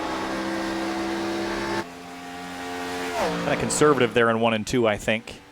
Just going for a solid lap versus trying to go for pole here. I'm not sure that was the quickest he could possibly go. Right on the blue line, he's going to get loose here, center of the corner.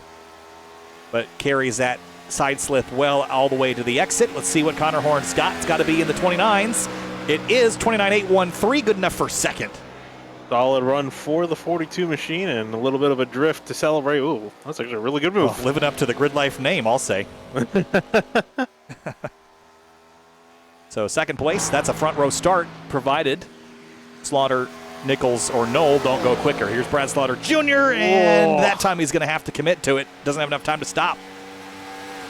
Offline for him, yeah, 29.9. Going to be only 7th fastest for the number 8 machine. Now, finally, Seth Knoll and Jake Nichols, I think, waiting for most of the rest of the competitors to get on track. Finally, they will go to make an attempt. And they chose the same moment to leave pit lane, so we're only going to really get to watch one of them. I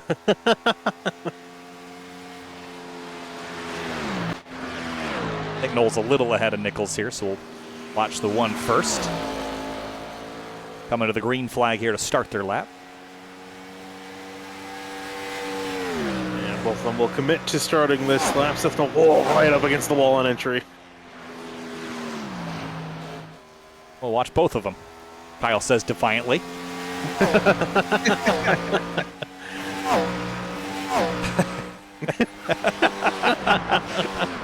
That's one way to do it. It's working. All right, here comes Seth glitch in the Knoll. Matrix. Yeah. Whoa, really tight out of 4. Here he comes. What's Knoll got? That's a 29.979 and a 29.902, neither of which are good enough for front row. Connor Horn will stay up there. Nichols is 5th. Knoll 10th. Yep. The Connor and Connor show up for P1 and P2 here, as qualifying is going to be complete. And JT Poole, 11 thousandths shy of that front row start. Well, he's going to be on the front row for the first Cash Dash race. Oh, right. We split these in 2. So he'll have a shot at that starting spot. Oh, boy. All right. Well, let's wrap things up here from qualifying and transition over to the race. In the meantime, we'll get your Roasted Gems Coffee starting lineup here in just a moment. Race fans, be sure to check out rickshotsauce.com for some of the best hot sauces made locally in South Florida. Try the Loxahatchee Classic, Golden Garlic, Palm Beach Pineapple, or South Beach Heat. Follow the Rick's Hot Sauce Rookie of the Year battle in the Area Cup Series and see which driver will take home the $100 prize as the highest finishing rookie in the point standings.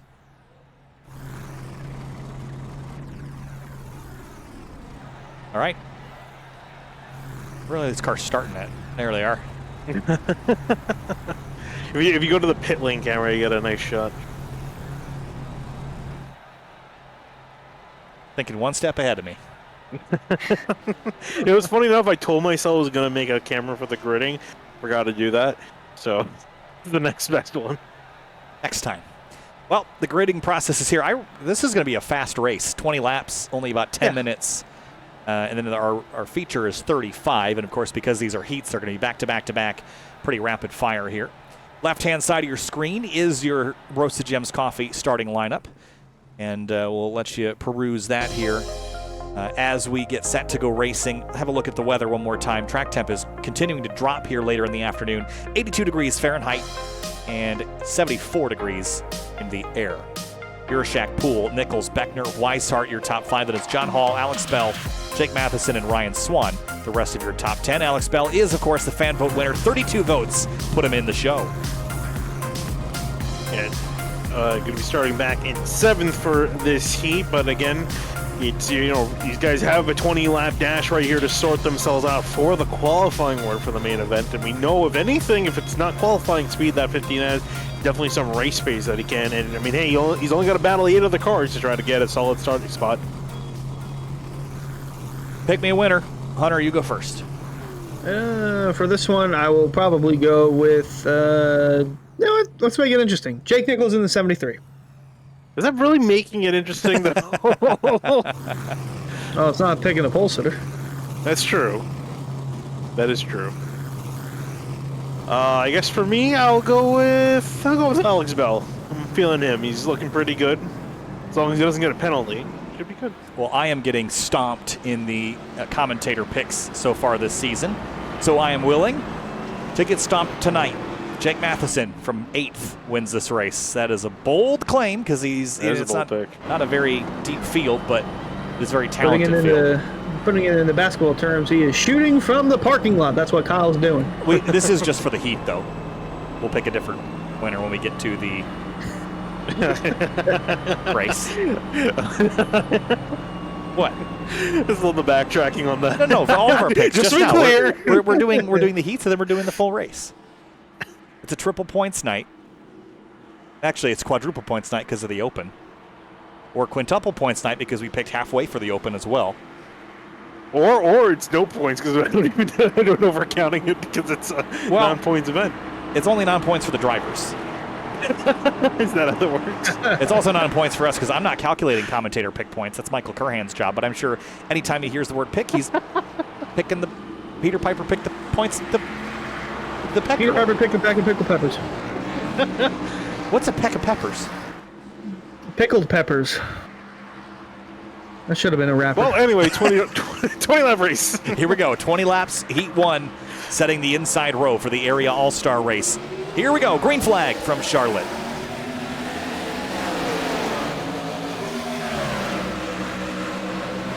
Oh, one car peeled off. David Weishart. And slowing way down. Doesn't want any part of this. Maybe strategy there. JT Poole sideways out of 2. Had a great start, just wasn't able to hang on. You see a big smile on his face. He's always got a big smile on his face. Hanging on there. He looked like he might have been able to get around the 15 on the outside, but he's falling back in behind. Yeah, Weishart not too happy with the race car, and we're only 1 lap in, so just wanted to stay out of harm's way for everyone else in the field as Yurashak continues to lead, but Poole close in his tails as Alex Bell is looking to the outside of Jake Nichols, but we're on board with Poole. Well, he wanted 1,000 horsepower. He's going to get almost that tonight. Let's see if he can play with the 850 or whatever they get here. Here's Bell to the inside of Nichols, or the outside rather. Alex showing that his qualification in here was worth it. They're really, again, showing some solid pace, trying to see if he can break inside. Well, really break past Jake Nichols, who's still fighting him on that inside lane in the 73, and it looks like Nichols is going to back off for now. Around the 15 will go. His next target, Travis Beckner in 3rd.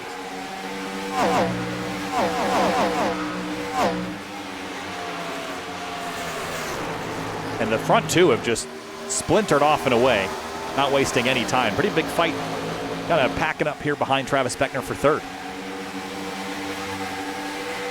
Yeah, I'm not sure, again, if he's just trying to back off and conserve something. But, I mean, there's not really much to conserve, right? It's only a 20-lap sprint, so you've got to be kind of pushing hard. Now, it looks like Bell is going to be the one pushing him, trying to see if he can get past him.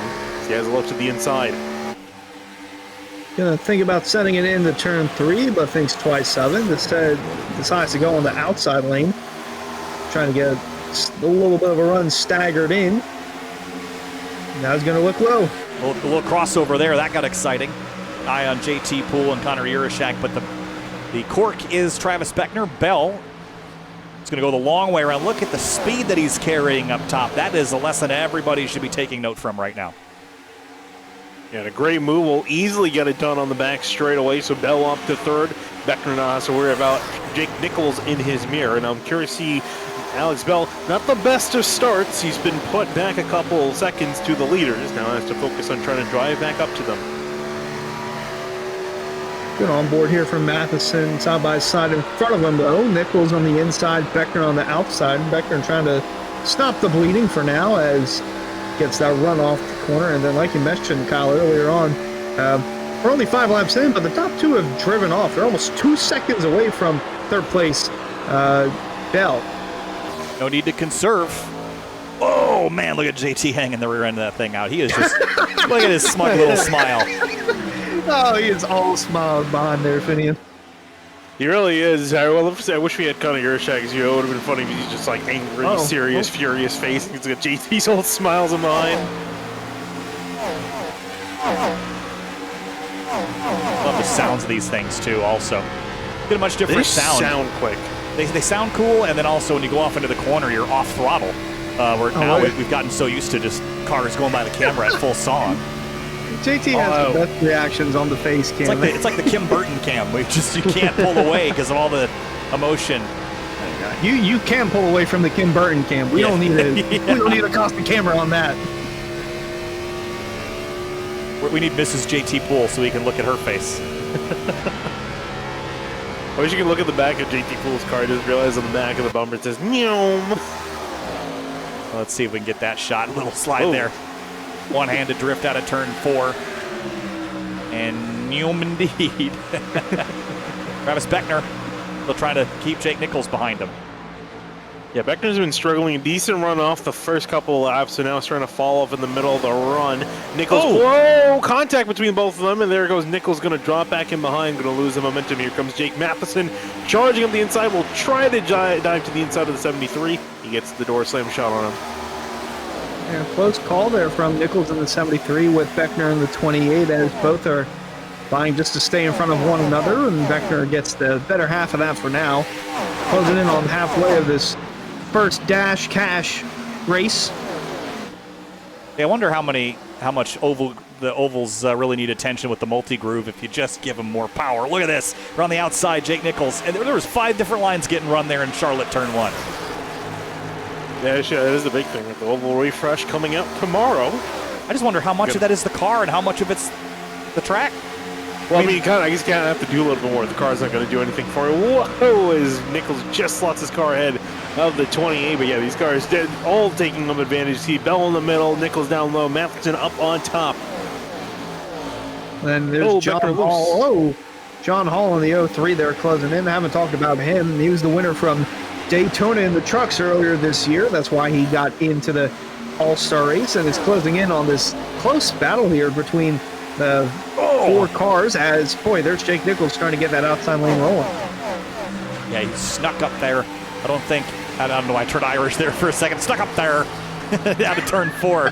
Just stuck the nose in the hole that was closing and was able to get the overlap. And that outside lane proving to be very effective right now as Nichols drives up to 3rd. Here comes Matheson in the 52.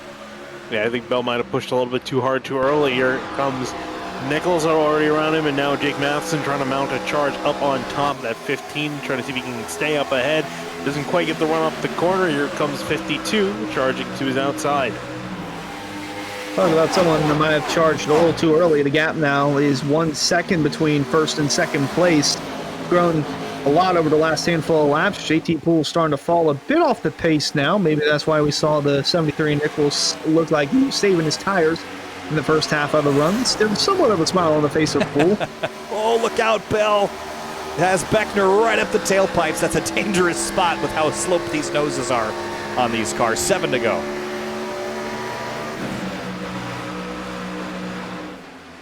I swear, JT Poole's car wouldn't get into gear and he'd be smiling right now. And fun enough, considering the amount of issues we had, I think, at Dover, right? We haven't had any of that here with the traditional 4-speed H pattern. Yeah, I guess. I should clarify that. Still got quite a bit of racing left for tonight as Bell's trying to hold off Travis Beckner as easily as he passed him before. Here comes Beckner now charging on the outside.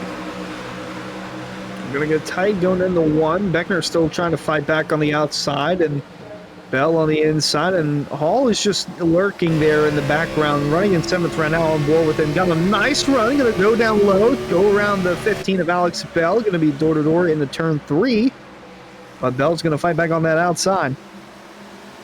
Bell throttles up, trying to maintain his momentum up there. I think he's burned his tires up a touch, but that outside lane could help. When you get pinned on the bottom, you can't wind out the car as much as you'd like through the corner, so the outside gives you a bit more breathing room, and you see him on a pretty stout defense here after getting run down fairly quick by the group ahead of him, now that he's back on the line that he used to get those places in the first place. Isn't it just fun to watch these cars go around? Oh, it absolutely is. Gosh. Because I mean, you get to see these drivers, you know, they're wheeling. You can literally see through the windshield. You can see these drivers fighting the wheel, fighting the car off the corner. John Hall crosses over Alex Bell to the bottom. All right, so he can get clear and move himself up. He's been 6th since the start of this race as he gets past Bell. The Bell charging just a nose ahead on the back straightaway. And again, should mention $20 on the line here if Connor Yaroshak can hold on for the next 3 laps as they're coming across the stripe now. And this determines the inside lane for the main event starting position. So right now, Yaroshak would be the pole sitter, Belt into the wall there. And Poole and Nichols, they're going to be side by side in the next couple of laps. They're going to be fighting for that 3rd starting spot as Bell's still trying to find a way around John Hall. Here's David Weisart, dropped back at the beginning and is now caught up with 7th place Bell. Yeah, Weisart trying to right the ship there after a slow start. Well, smoke there out of 4, and Weisart takes a bit of a slide. 2 laps to go here from Charlotte. And that smoke levels from Travis Beckner a little bit too sideways in 3 and 4. He's able to save it. And there's a look at the lead there. Yaroshak completely checked out from everyone else. And you can see Jake Nichols starting to catch JT Poole here in the closing laps. About 3 to 4 car lengths separating Poole and Nichols, but close to 2 seconds separating themselves from race leader Connor Yaroshak, who's going to come off turn 4 and see that white flag waving. 1 more lap in the first cash dash race. JT has Jake Nichols bearing down on him from behind. Jake's going to go high here in 1 and 2. He's got a lot of speed, a lot of momentum. Neither of them are going to go home with that $20 prize for winning this heat.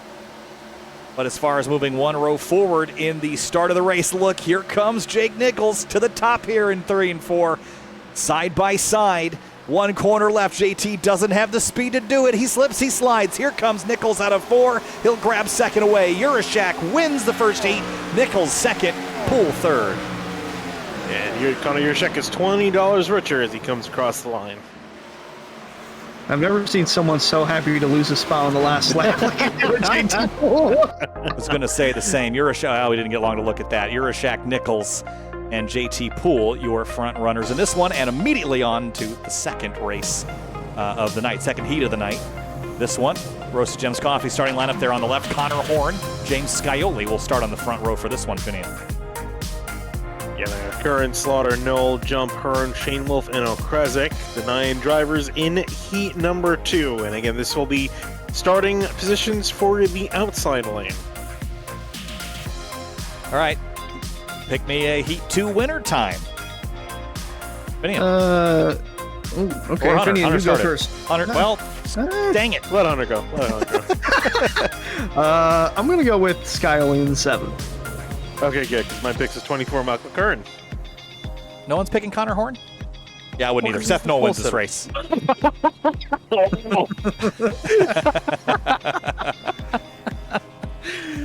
don't know. I saw him having a hard time there in practice. Made me nervous. I like the camera. I think he knows what you said. It's like a suka. Oh, well, we'll see. Sipping the Magic Coke. That's a different thing. Never mind.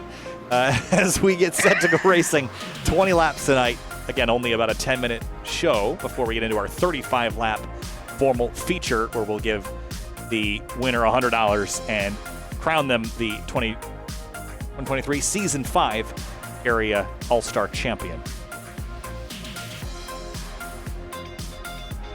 Subscribe to SimTV if you haven't. Follow Area iRacing on Twitch if you haven't. Twitch.tv/Area iRacing, YouTube.com/SimTV Broadcasting. I'm excited after tonight. We've got, of course, the iRacing Season 1 2024 build tomorrow.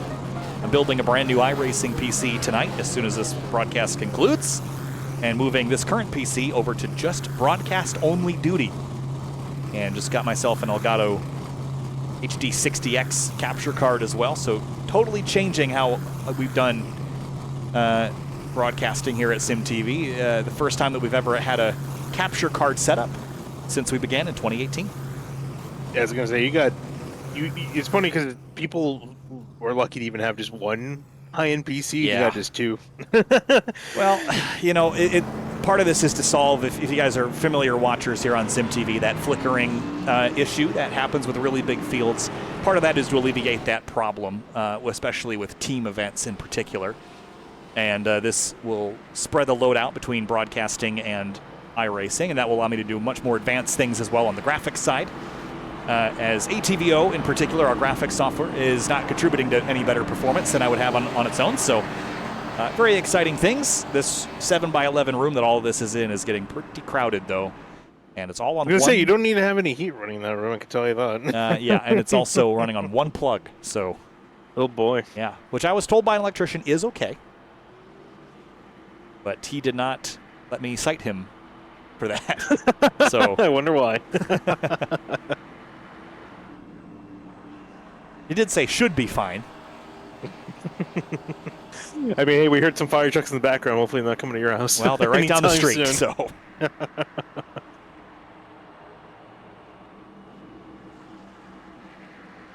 All right, Connor Horn in the 42, James Scioli in the number 7. Then it's Curhan, Brad Slaughter, Seth Knoll, Nathan Jump, Cameron Hearn, James Shainwolf, Connor Okrezik.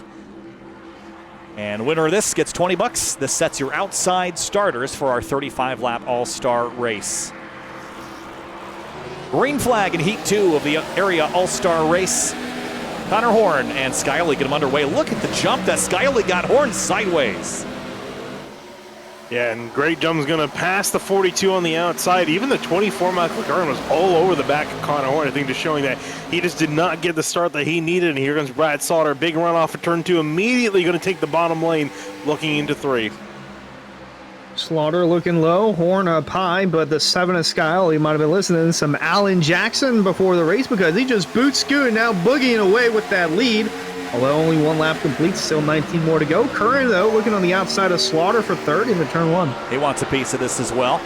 Outside lane was the lane to be in early in race 1, and here comes Curran with a big head of steam, and he'll carry that speed down the backstretch. Great run for the 24 up into third. He will go. Now trying to see if he can get past the 42 Connor Horn. I think he feels like if he has any sort of shot at winning this race, he's got to get to the lead quickly before the 7 drives away. And we know Skyly is a dominant car in these type of conditions. Ooh, Cameron Hearn getting close there with Brad Slaughter. Looking for 4th now with Slaughter trying to stop the bleeding, fighting on that outside line, trying to get a run off the corner. All still stuck in behind Connor Horn. Scioli still driving away here. Bit of a cork in the bottle here as Seth Knoll and Okresic fight for 6th. Whoa, close quarters between both of these cars. Okresic came up off the exit of the corner. Knoll still trying to fight on that outside. Oh, contacts. Nathan Jump is going to push Seth Knoll up the hill here a touch. And James Shainwolf in a fight for 7th. Shainwolf the caboose in this field. Trying to see if he can find some sort of way to the front. They're all still very, very close together. This field's spread out over 1.6 seconds. Cameron Hearn jacked up Connor Horn out of 4. Get a Gave move a on. little pep in his step.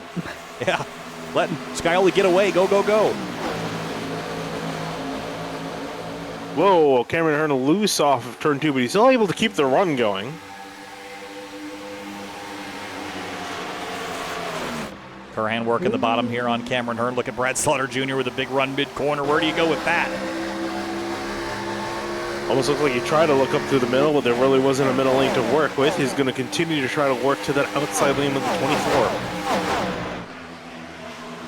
Slaughter still looking to rip that outside line. Don't want to get too close to that wall, though. And see the momentum on the outside. Going to give a big push to the 8, moving back into 4th. Then there's the 14 of Connor Okresic looking to join in on this battle, trying to make it a 3-car battle. But will he get around the 24 as Curran's still fighting back on that inside line that might push the 14 a little closer to him. Yeah, Slaughter tagged the wall just a touch entering 3, and that kind of prevented him from getting off into 3 as well as he could have. But again, the best offense is a good defense, and Slaughter Jr. up top is going to be doing just that. He gets a run off the corner, secures the deal, is up into 4th now. Sets the sight on Cameron Hearn up ahead. Connor Horn has been trying to set his sights on James Scioli, but just can't quite get up to the number 7. He's half a second up ahead. Still keeping a sizable gap, although we'll see some changes by the halfway break as we did in the first race where we saw Jake Nichols able to climb all the way up to 2nd. And if any driver is conserving their tire wear, because this is only 2 seconds separating these 9 cars, and Shainwolf's not too far off from Nathan Jump either. These guys are still close nose and tail. My intuition tells me this race is slightly closer than the first heat as far as positions are concerned. A little less variability and maybe a more clear understanding of what the tires were going to do over this 20-lap race, and maybe some more conservatism happening here. Conserving's the wrong word. Just not burning them up in 3 laps is probably the right word. Yeah, I was going to say they're just going a more relaxed phase. They're not, running hard, but not full tilt. Because like you said, they don't want to burn the tires up in about 3 laps. And like what we saw with Alex Bell, he pushed hard the first couple laps and then dropped back about halfway on through. So he only had 10 laps worth of a charge. Speaking of a charge, here comes Brad Slaughter trying to get past Cameron Hearn. Both of them went top in 1 and 2 last lap. Now there goes the 4. 8's going to go on the bottom lane, trying to get his way on by. Might have enough of a run. No, not going to be enough. Going to tuck back in line. Trying to force Cameron up high so he can get the run down low. And going to be vice versa now. But Slaughter doesn't make it through the turn. You see that 24 of Curran. He'll look to the inside if that goes amiss, and that does not. So Slaughter still keeping his eyes on the 4 of Hearn. Well, I'll tell you something, that Connor Horn just starting to eke into the lead that Scioli had built was about a tenth quicker last time by, and he'd been doing that a couple laps in a row. But Connor's going the right direction. He just took a big chunk out of the lead in 1 and 2 by itself. I think this was perfectly planned for him. Just been waiting, biding his time. I think he's been waiting for James to get out of the lead. That's why he kind of laid off a bit at the start. And now here he comes reeling him back in. I think this lap by, a big difference. 0.2 of a second quicker. Look at the line difference, Hunter. Top side versus bottom. Starting to rip that outside lane like the driver who used to run the 42 and now in the 5, Kyle Larson, as people like to say Larson lining it, but Horn's starting to find a rhythm there. And Cameron Hearn has broken away from Brad Slar, starting to get into a rhythm of his own. Possibly could see a 3-car battle in the final 9 laps. Going to be 8 to go, though. Coming across the stripe, does Scioli have enough to hold off Horn? Would you believe that Horn's favorite driver is Kyle Larson, and the shirt that he's wearing he got at the event where he met Kyle Larson for the first time? Oh, yeah, I remember that. Stars are aligning. Story. At a trade show for Valvoline last year in Las Vegas. Oh, he's in the wall into 3. That's going to throw him off a little, but he'll take the high line here, maybe arc the exit a bit more. Yeah, just a little bit of a brush there. He's going to still carry that run off the corner. That's really what he's got to do. Just build up that run, carry it down the straightaway, and now make a move. There he goes down to the inside of James Scioli. Battle for the lead. Scioli going to fight on that outside lane and rely on the momentum to keep him in the lead off turn 2. Horn, though, with the charging 42, going to be side by side down the backstretch. He'll tuck back in line. Meanwhile, Cameron Hearn is slowly slipping from this top 2. Slaughter's caught up to his bumper. So they're 8 tenths behind the leaders. That's where you don't want to burn your stuff up trying to get around Scioli. You're clearly faster. Pick a better line. I don't think you want to get stuck on the bottom in turn 1, but I don't think Scioli is going to give you the top, or maybe he will. Connor goes up high. Battle the high line. Yeah, Connor goes up high. Scioli is kind of in the middle lane there, but again, that's not what he wants either. If they both start slowing themselves up, Cameron Hearn, Michael Curran, and Brett Sauter will come back at them. Now he's running just a little bit more to that inside of the 7. Connor Horn is all over the bumper of Scioli, trying to navigate outside, inside, maybe the middle. Going to be close here in the closing stages. 5 to go as Horn once again looks low, but Scioli runs the same tire tracks. And Cameron Hearn, he's still under attack from now. Michael Curran, who's moved up to 4th. I love this battling. Scioli's just driving wherever Connor Horn is. You can't drive through him. You got to drive around him, and you see him changing lanes every turn. This is classic oval racing. Make him pass you. Don't give him the lane that he wants. 4 to go. In behind there, you can see pass, and also on the scoring ticker, Michael Curran up to 3rd place now ahead of Cameron Hearn. And that silver Ford Taurus is going to be charging to the front quick. $20 on the line, less than 4 to go here, and the outside starting row on the line as well as Scioli trying to fend off Connor Horn. Horn getting a little too close for comfort there. To run the outside in turn 3 and try to get the momentum off 4. Yeah, being pretty calculated. That scrape of the wall in turn 3 hasn't really hurt him. Despite it looking and sounding bad. He's all over Scioli here, but he's got to figure it out. No pressure from behind. He's just running out of time to do it. He doesn't have any pressure that's going to cause him to make a mistake. He's just got to be calculated about what he does from here on out. The big thing, too, if he's not just running out of laps, too, if a caution comes out, it's going to reset everything. So ideally, you want to get this match done sooner rather than later as they come out of the corner to the line. 2 laps to go. I mean, you can use the bumper here. It just might not work in the main event. 35 laps compared to 20, but $20 still on the line as Scioli. Oh, not a good corner there for Horn. Scioli going to try and fend off the 42 for another lap and a half. Yeah, that was really good defense there by Scioli those last couple of laps, and Connor finally made a mistake, and it was at a critical time. Knoll up the hill, almost into Hearn here in 3 and 4.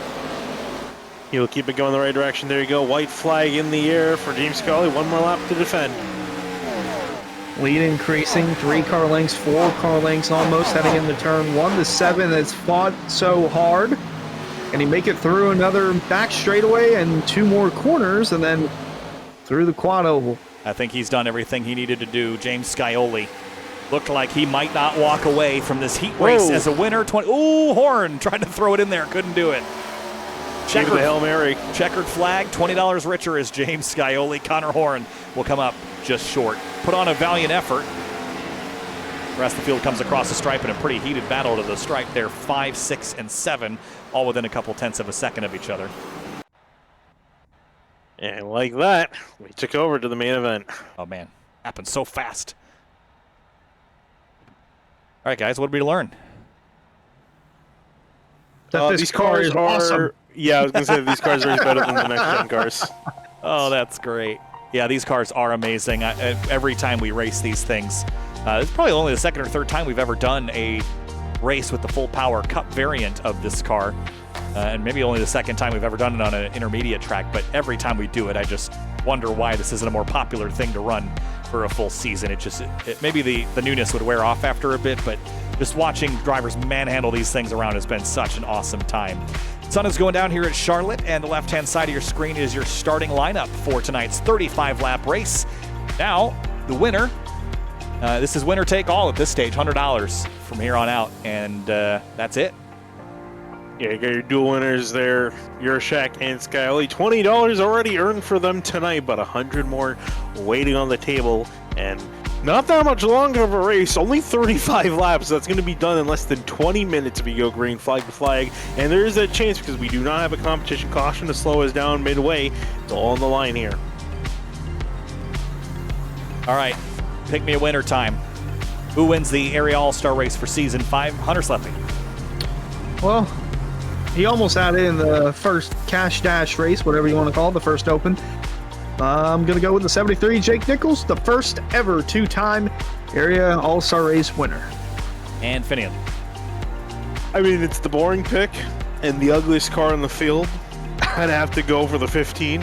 He just absolutely checked out in Heat Race 1, and even in the Open 2, he did a fantastic job dominating that race. Well, maybe it's boring to pick everybody. You know what? No, I was going to pick the 7, but because I'm already losing miserably in these picks, I'm going to step outside of the top 3. I'm going to step on all the way back to JT Poole. I think his enthusiasm tonight is going to land him in victory lane and $100 richer. It's a bold pick. I think that the 4 cars ahead of him are probably actually quicker, but I think there's a little bit of a chaos element that I don't think you guys have accounted for. That the winner might not win this, or the leader might not win this race based on years past. What do you think? I don't know. Let's see how it plays out. He's going to probably wish he had 1,000 horsepower in that car. Looks like that Toyota fan drive commercial when everyone When they're reversing on the track. God, I love that commercial. That was like the golden era that entire time. Golden era of NASCAR commercials. The best commercials. All the Napa know-how stuff. Oh, yeah. Napa know-how. I still have that. See, that's the thing that it was so impactful. We still sing it, what, 10 years after they made that commercial? No, now it's just awkward Chase Elliott walking around. You don't even get Chase Elliott in a commercial anymore. That's a fair point. Or even the Jimmy Johnson one. I'm Jimmy Johnson. Boom, confetti. That's timeless. All right, here's your onboard cams. JT Poole in the number 26. It's going to be Connor Horn in the number 42. And it's Michael Curhan in the number 24. Those are your onboards tonight. I like how Connor constantly looks like he's scheming. He keeps telling you, he looks like he's telling us, shh, I'm plotting. Oh, I bet he's plotting, all right. Plotting to kill. I mean, hey, I don't blame him. There's $100 on the line. Not going to cover your bail, though. No, it won't. All right. Sun's down. Stars are out. It's the Area All-Star Race, but only one will go home $100 richer tonight. At Charlotte Motor Speedway, Area's Season 5 All-Star Race is underway.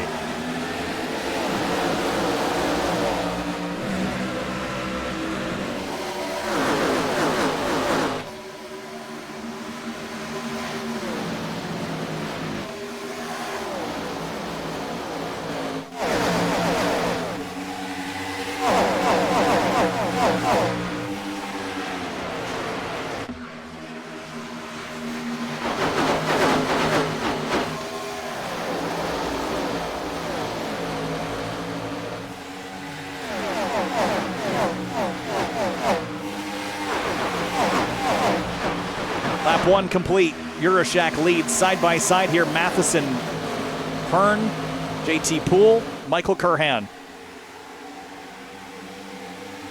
Yeah, Curran trying to get past the 26 on the inside, but looks like JT Poole's going to take command of that and stay inside the top 5. And everyone singled out very quickly.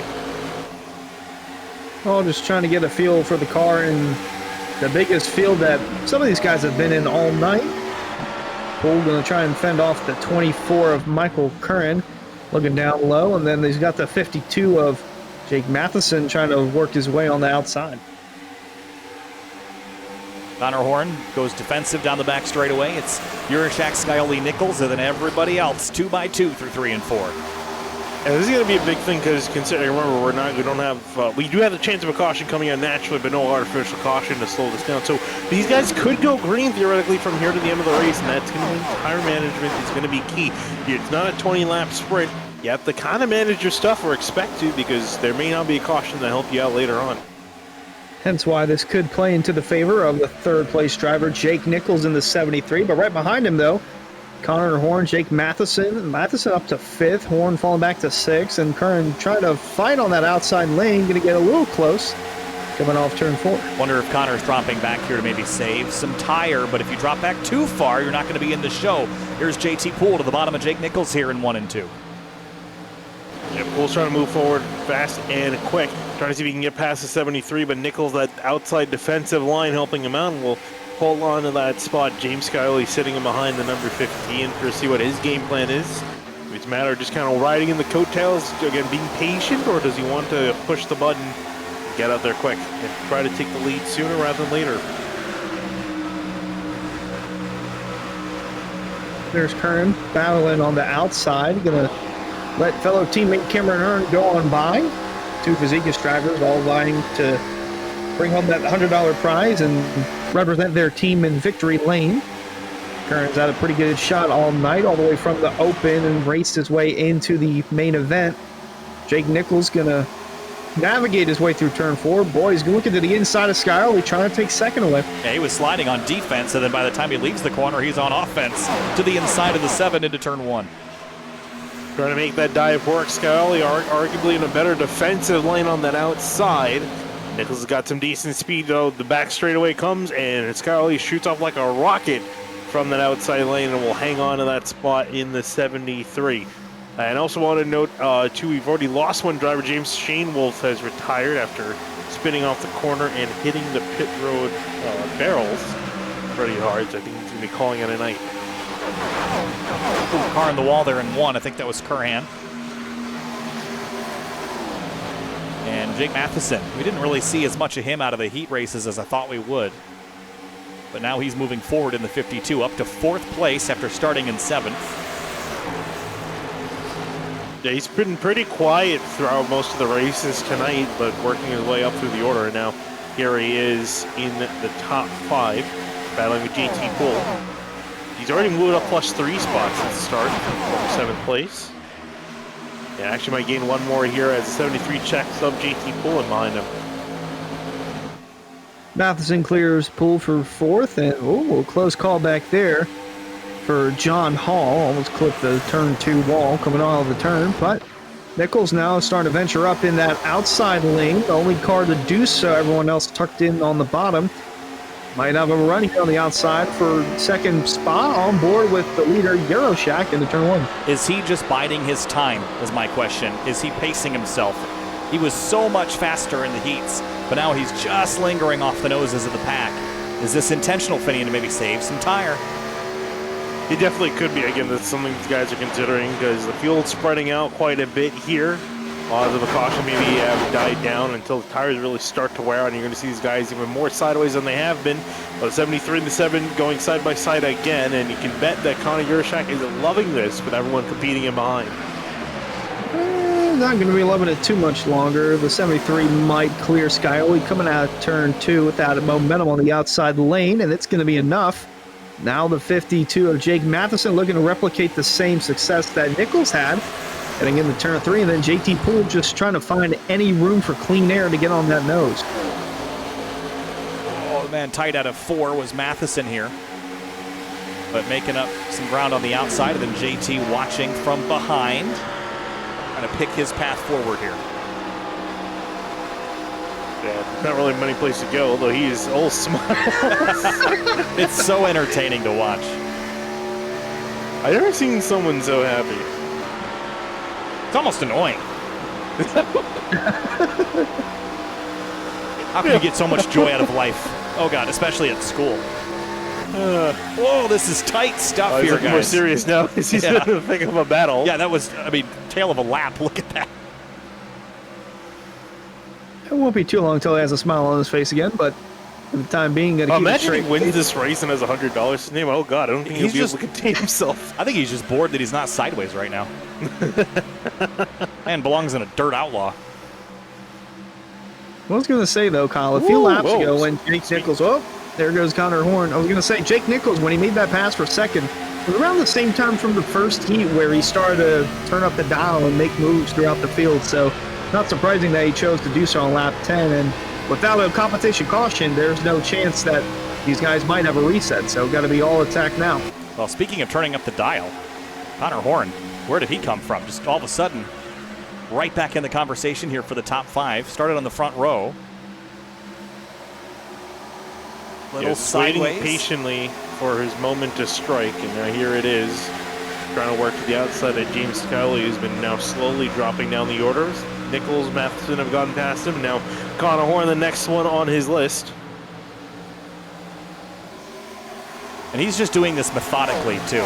But it's at the right time. He's got lots of time left. We're not quite halfway through this race. So maybe conserving the first couple of laps, but you don't want to get stuck here on the bottom, because this is where you're going to get loose and burn up your stuff. He's going to peel back in behind number 7. Right his coattails, but here comes Cameron Hearn, too, and the number 4, another. Where did he come from? As he works the outside of Connor Horn. Hearn's starting to come back on that outside line. Going to be close, though, off turn 2. Close for a lot of these guys, as they're starting to get more egregious with their side-by-side moves, as Nichols still 6 car lengths back from Connor Yuroshak. Michael Curran trying to follow the tire tracks of his teammate Cameron Hearn on that outside line, though. And all the while, Yuroshak quietly stepping away. 6/10, 7/10, just chipping away and making that lead a little bit bigger. Matheson looking high here on Nichols, but once he gets to second, I'm curious what his raw pace looks like. Connor's clear of the 4, or at least he was for a moment, and now dealing with him again. Still fighting hard up ahead of them. It's Jake Nichols getting past for Jake Matheson. So Jake and Jake switch spots. Cat amongst the pigeons. Lots of cats, only one pigeon right now. Yuroshak leads. And that pigeon is taking off into the distance. He's really doing, again, exactly what he was doing in the heat race. In the first heat race we saw, just check out, and really no one's able to touch them because they're too busy battling amongst themselves. Yeah, 31.05 that last time from Yuroshak. Matheson 31.1. So we'll see what it is when they come across the stripe, as we're kind of around that halfway point. Going to be 17 to go after they cross the stripe. But yeah, Yuroshak really starting to get into a groove of his own. 10th quicker than second and third. And 4th place is under attack. Cameron Hearn on the inside. Oh, nearly lost it there. Here comes Horn. Yeah, Connor just trying. Oop, the 4 is in the wall again. Connor's just trying to dispatch this 4. But Hearn's just been hanging on the quarter panel the last couple laps, and every time Connor clears the 4, he's got the 7 in the way. So he hasn't been able to get rid of either of them, and here comes JT back into the mix on the bottom. Trying to take advantage of the situation. Ooh, he almost collided entering turn 1. But Poole not trying to work that bottom in the 26. Hearn on the 4, still on that outside. And you can see him loose again. These guys now starting to struggle with their tires because we're 20 laps into this run. So if you abused your stuff, if you pushed a little bit too hard early on, you're going to pay the price now in the middle of this run. Yeah, Weishart feeling the effects of that as well. He just hit the wall coming out of turn 2. Car's starting to get a little more loose as the run continues to go on. 15 to go. Yuroshak, that lead increases to 1.3 seconds over Jake Matheson, and on him, Jake Nichols still trying to buy his time. And out on his outside now, the 7 of Scioli starting to get into a groove. Here he comes off turn 2. A little wiggle, little wobble. There's JT still trying to get by Cameron Hearn. guys have been going at it pretty hard. Look at Conor Okrezik, John Hall. This is all a battle for 6th place with 14 laps to go. Yeah, a whole bunch of, we got 3 Connors in the top 10.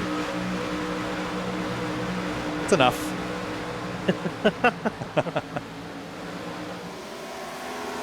And not one of them is running. Well, one of them is a Connor that's leading. Ooh. Cameron Hearn just had a big wiggle off of turn 2. He's lost a lot of spots. Back to 9th.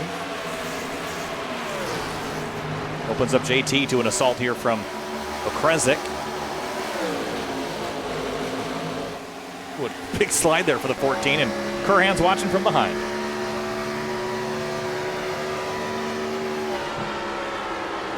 Trying to see what he can do from here. I haven't really seen a whole lot of Curran. I thought he would be a little bit more of a player, but dropped back 2 spots since the start. Trying to see if he can get back to Conor Okrezik, and he pops back into existence.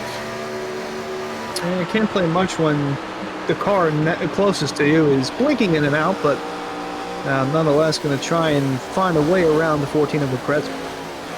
Does anybody have anything for Urashak? He is just setting a fervent pace and is still lapping a 10th quicker, except for Scioli. He was a hair quicker than Urashak last time by, but he's got cars to pass. That's because he's got a car to pass and a car trying to pass him at the same time, so that's not conducive to putting down your best pace at the moment. Although he's looking a little bit quicker, imagine Urashak probably managing his pace at the moment. He's got a 2.5 cushion to work with as the 7 and the 52 go side by side. Scully just ahead of him. But interesting thing, so I was watching this battle for position. I was taking a look at Urashak's stats. So this is the first time he started in the Area Series, specifically the Area Pro Series, and his finishes have been pretty good. He's been close to getting a win. 2 second place finishes, 1 third. And on the start side, his 5 races, his average start 2.2. Impressive. And that all comes down to qualifying, single lap pace, knowing where to place the car. And when you have to be so precise. Ooh, big hit for JT Poole out at 4. Dude's still smiling. I had to check. Here's a look at it.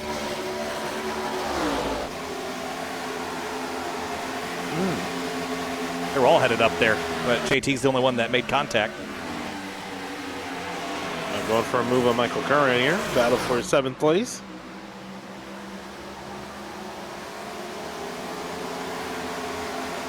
Ten laps to go, and no sign of anybody putting any dent in Urashak's lead. It's still a fierce fight for 2nd place behind Scioli, who's now clear of Jake Nichols. And the only thing I think that could really change up the order now is a caution coming out. I could really throw a wrench in his strategy because Urashak seems to be comfortable. He's got a lead to work with. That lead's even growing still.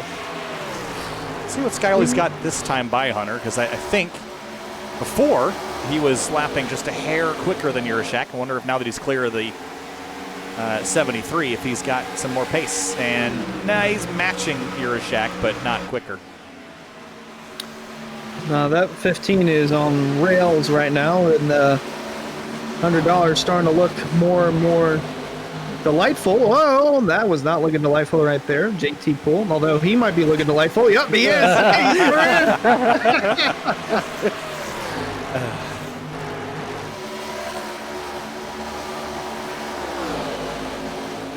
Man. Oh, he's Oh, he's spinning. Oh, there he goes. I was looking over the wheel. And he'll, is he going to slide back on the track? Oh, Ryan Swan still coming by. Still Nope. green. And they're not closing in on Urashak. JT is rolling. 6 laps to go. Seth Knoll, John Hall, battle for 8th.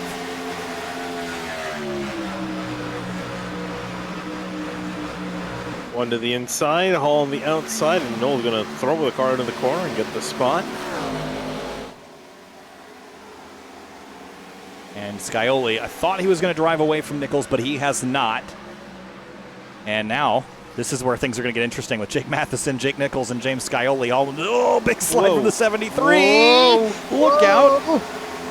Hang on her. There you go. Took him an entire corner, but he's able to hang on. Heck of a drive there by Nichols to hang on to that and keep the spot. He's still a little bit loose off of turn 2. He's trying to push this car hard. I think he's trying to see if he can at least get past James Scaoli. You could say he was close to getting it. By the way, my picks to win, I picked JT Poole kind of as a meme, but now he's literally last. So that's how my season's gone. Thanks, JT. And mine is running away with it. I should have picked Scaoli. I was going to, and I would have been second. Maybe third. But hopefully second. Well, I got one of my 3 winning picks, right? So we'll call it a day there. Like 0 for 8 right now. Like I said, shoot from the parking lot. Don't go to Vegas with those odds. Look at this mess, guys. 3 and 4. Oh, here could be a caution. Cameron Hearn on pulled back. JT Poole's just taking the infield road course.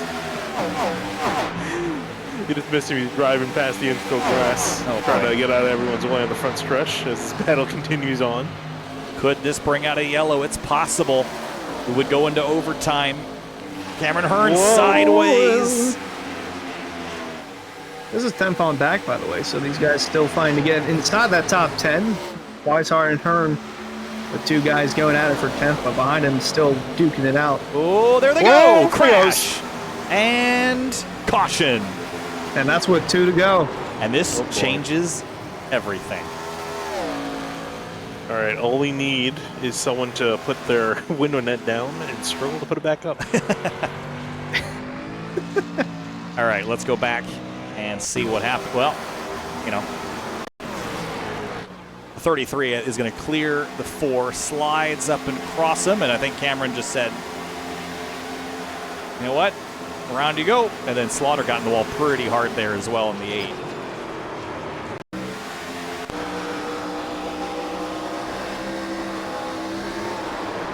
Oh, yeah, that's the wrong place to catch that. Oh, and Cameron Hearn caught the end of that as well. All right, now what? Yeah, now what indeed, right? Because I don't think we were planning on any strategy calls or anything. We thought this was going to be a pretty straightforward race up until the last couple of laps. I think you would get say if eaten you're alive on old tires. Yes, unless you're in the back and you're just like, it's at $400. If I don't get it, I don't get it. So I would expect the top 5 or 6 or so to come down pit road, but I expect guys like John Hall, maybe Seth Knoll, Cameron Hearn got damaged, so he probably will pit. I don't know about not coming down to pit lane because they were running about a second and a half off their pace. So you're really going to want tires here, especially with the restart too, just trying to get the power down. You're Why going to not? struggle, and here comes Split difference. Oh, Jake Nichols. And I Matheson. like you. And The Jake and Jake Seth show. Knoll. So here was my thought: is take 2. I didn't want to not commit to coming. I think I want tires. Yeah, no, I think two is a definitely viable call. And the reason why I'm going to say 2, not for the performance aspect, I want the track position because a chance for a yellow on the restart is very high. If yellow's out, or is this unlimited overtimes, or are we still Nope, 1? All right, Just so 1. yeah, yellow is out, race is over. So I would have taken 2. I don't know that I would have taken none, but now Let's that drivers did take none, I would have taken none. Or I think Connor Okrezik, 2 tires for him, and Yeah. he'll gain that track position. Everyone else taking 4. That's the call I Wow. liked, but 4 drivers stayed out, including Travis Beckner, which we didn't call earlier. So Well, not to mention too, Jake Nichols will be the control car, and I believe he'll choose the inside lane. Matheson having fun there with the pace car, but that's going to put Connor Euroshak P6, 3rd car on the outside lane, and the outside lane typically does not get going as well as the inside lane does. So we'll have to see how this all plays out. man, this got way more complicated than it was going to be, didn't it? Yeah, it did. I'm sure Connor Euroshak, if this was in real life, I'm sure Euroshak would be hunting down Cameron Hearn and David Weiss because he just cost them an easy $100. What's that Kyle Busch quote? Doesn't matter because it's going to be a green, white checker. I like how Jake Matheson typed in the chat, well. Yes. I mean, Jake Matheson and Jake Nichols needed this opportunity. Oh, yeah. Well, I said it earlier. I said they need a caution to help them out. And lo and behold, right at the end. That they did. All right, I think I leaked the script too early is what I did. Yeah. two to green. We've got Brad Slaughter Jr., who's a lap down, just kind of sitting in pit lane, so it will extend the yellow because it wants to give everyone. I don't know if this is a known fact or not, but if you've got a lap down car that is present on the racetrack, iRacing will do an extra pace lap, give those lap down cars their opportunity to That pit. was JT Poole. He got the lucky duck. Got it. Brad Slaughter Jr. Also. Because he is technically still on the track, so it will give that extra pace lap, even though there's no driver in the car. That's generally why I'm of the opinion that if you're out, you should leave. so that you get quicker restarts. But I think I feel like after like if you sit on pit road for like a minute or like 2 minutes, you just like kind of put your car like virtually in a garage and like still fix it, but take it off the track. Right. I mean, if you're fixing it for longer than a normal pit stop time anyway, hopping out of the car doesn't hurt you. But I digress.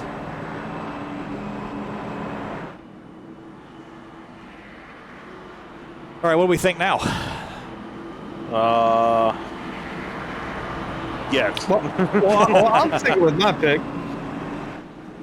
Yeah, mine failed me.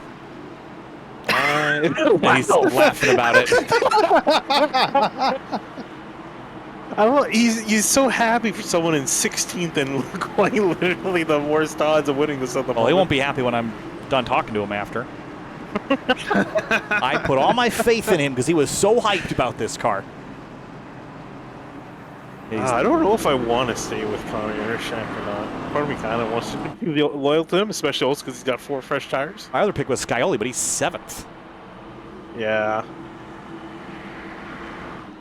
Well, who won the? Wasn't it like 7th or 8th or 9th last year that won coming out of 4? Yeah. There's I think still a something like chance. that, but You're saying there's a chance. where there's a will, there's a way, and who knows how these next 2 laps will play out.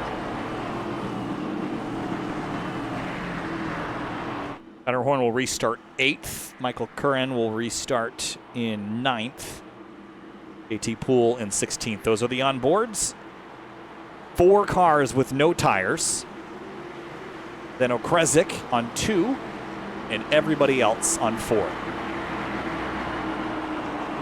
16 drivers still have a chance of winning this thing. Well, if the caution comes out, race is over, and Nichols and Matheson will look like geniuses. Well, I have to hope that they don't get taken out in what's going to be a very chaotic restart here. Pace cars off. 2 laps to go. 3 miles left in the area all-star race for season 5. Nichols, Matheson on the front row. Green flag. Look at the jump from Yershak. He's wasting no time. Oh, that was almost too good of a start, I think, but we'll see how it plays out. That's exactly what he needed. Now trying to catch back up to the 73. They're not going to make it. Oh, there they go! And oh my gosh. Caution. Huge crash in turn 2. Cars up on top of each other. And this race will end under yellow. And Jake Nichols somehow, even though for 95% of this race didn't look like he had a shot, comes to take the white flag.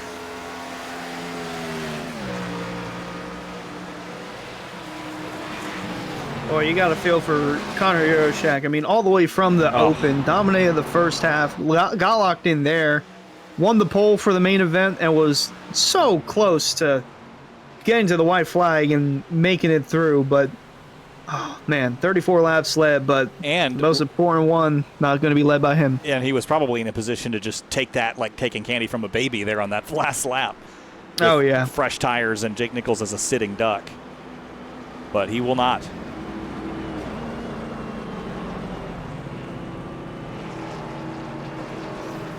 Oh, and he hits the wall in frustration, which he has every right to be frustrated with. And then the wreck on the restart, which we'll take a look at as well. Checkered flag, though, $100 to Jake Nichols.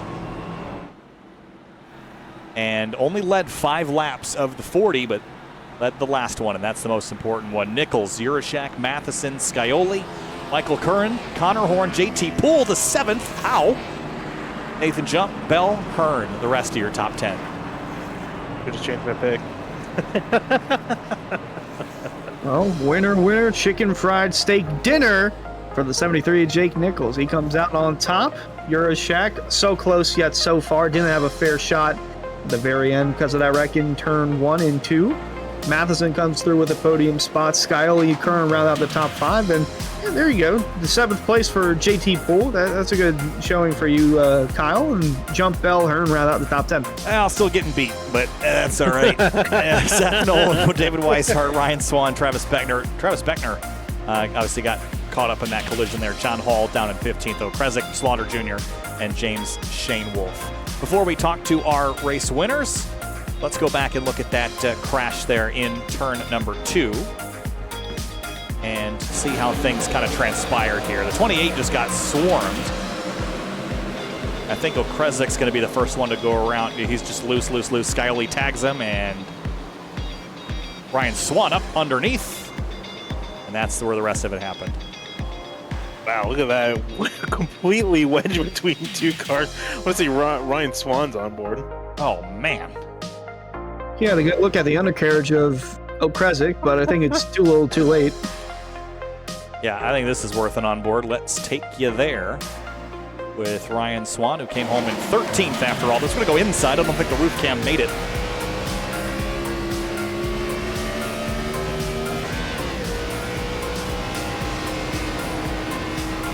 And pow! Oh, he didn't even lift.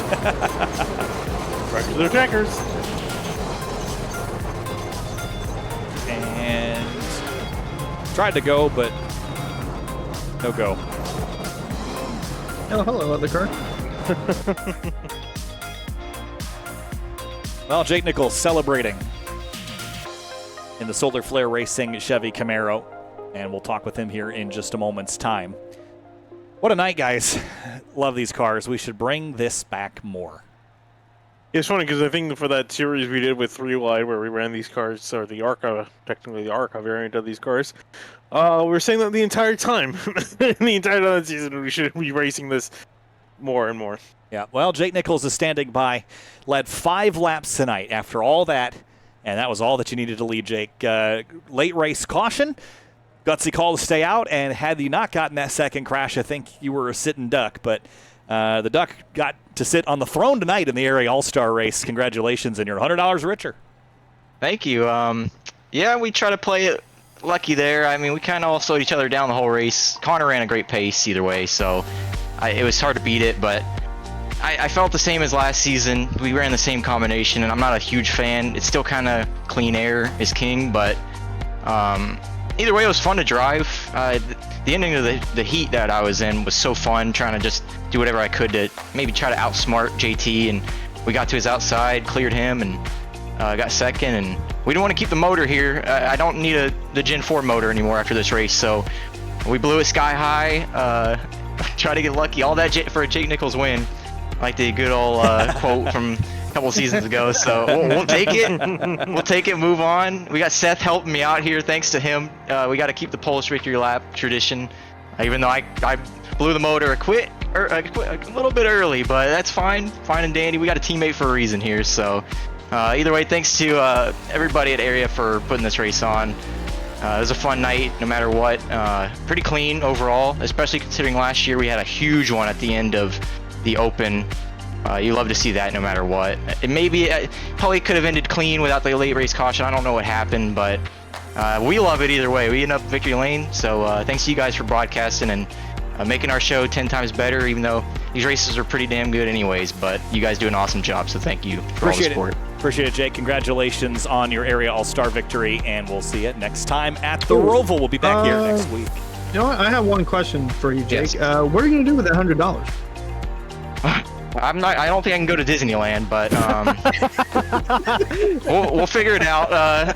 It probably will return its way to this league in some variation, whether team or driver fees. We'll see. We'll figure it out. But maybe we'll figure it out sometime soon. We'll let you guys know in the next interview. Either way, it was a fun night. Can't wait to move on and go to. I think we're staying in Charlotte for the Roval next in each series. So I think we have like a month here. We run like 3 times in a row, I'm pretty sure. Yeah, it's going to be a lot of fun. Roval next time, our one and only road race of the season. Jake, congrats. We'll see you there next week. Thank you. And Connor Urashak led 34 laps, but not the ones that mattered right there at the end, Connor. That one kind of got robbed from you just a little bit. We were saying that a late race yellow would be the only way that you would lose this race. That happened. Some drivers didn't take tires, and then the crash behind you in the restart. What's going through your mind? I'm obviously pretty frustrated with the way things turned out there.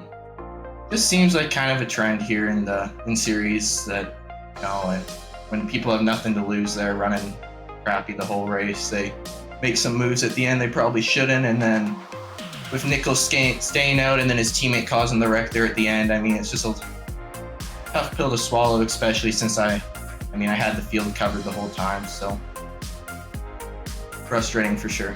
Yeah, disappointing end, but really strong pace shown tonight. And we're headed back here to the Roval next week. How do you think you're going to do when we come back here going road racing next week? Oh, I'm not a real road course guy, so I'm just going to do my best. Pretty discouraged right now, but we'll give it our best shot. All right, Connor Urashak led a whole bunch of laps tonight, but it wasn't meant to be. Connor, thanks so much. We'll see you next week. Yeah, have a good night, guys. You as well. All right, guys, wrapping things up here from Charlotte and the area all-star race. My debrief on this is always just what a awesome car this is. Yeah, I was going to say, it's a fantastic car to watch these guys absolutely throw it around here. Again, almost 900 horsepower these guys have under their control. And you got to say, all things considered, it was a fairly clean night for the most part. Only just a handful of cautions here and there slowing things down. But all in all, just some hard-fought racing between everyone. You just love to see it. You do love to see it, and especially this car, all the horsepower and all the sideways action that we had. And in the very end, it slipped away for Connor Urashak. Such an unfortunate turn of events there. It was just about, I'd say maybe 3/4 or half a lap away from securing that $100, but unfortunately it goes to the 73 of Jake Nichols. And like you said, all that for a Jake Nichols win. Had to throw a little excitement there at the very end. And like you mentioned, Kyle, or like Jake mentioned, we're going to have the next 2 races here, but we're going to have off weeks in between then, so it's going to feel like a month at the Charlotte Motor Speedway Concourse. Yeah, it's going to be a little while, and while maybe for a while Connor Urashak was looking like a shooting star tonight in the All-Star race, got shot in the foot there at the end by that yellow flag. That will do it. Jake Nichols, though, is your area All-Star champion for Season 5. We'll see you next week. Right back here, Jumpin' Turtles at the Roval.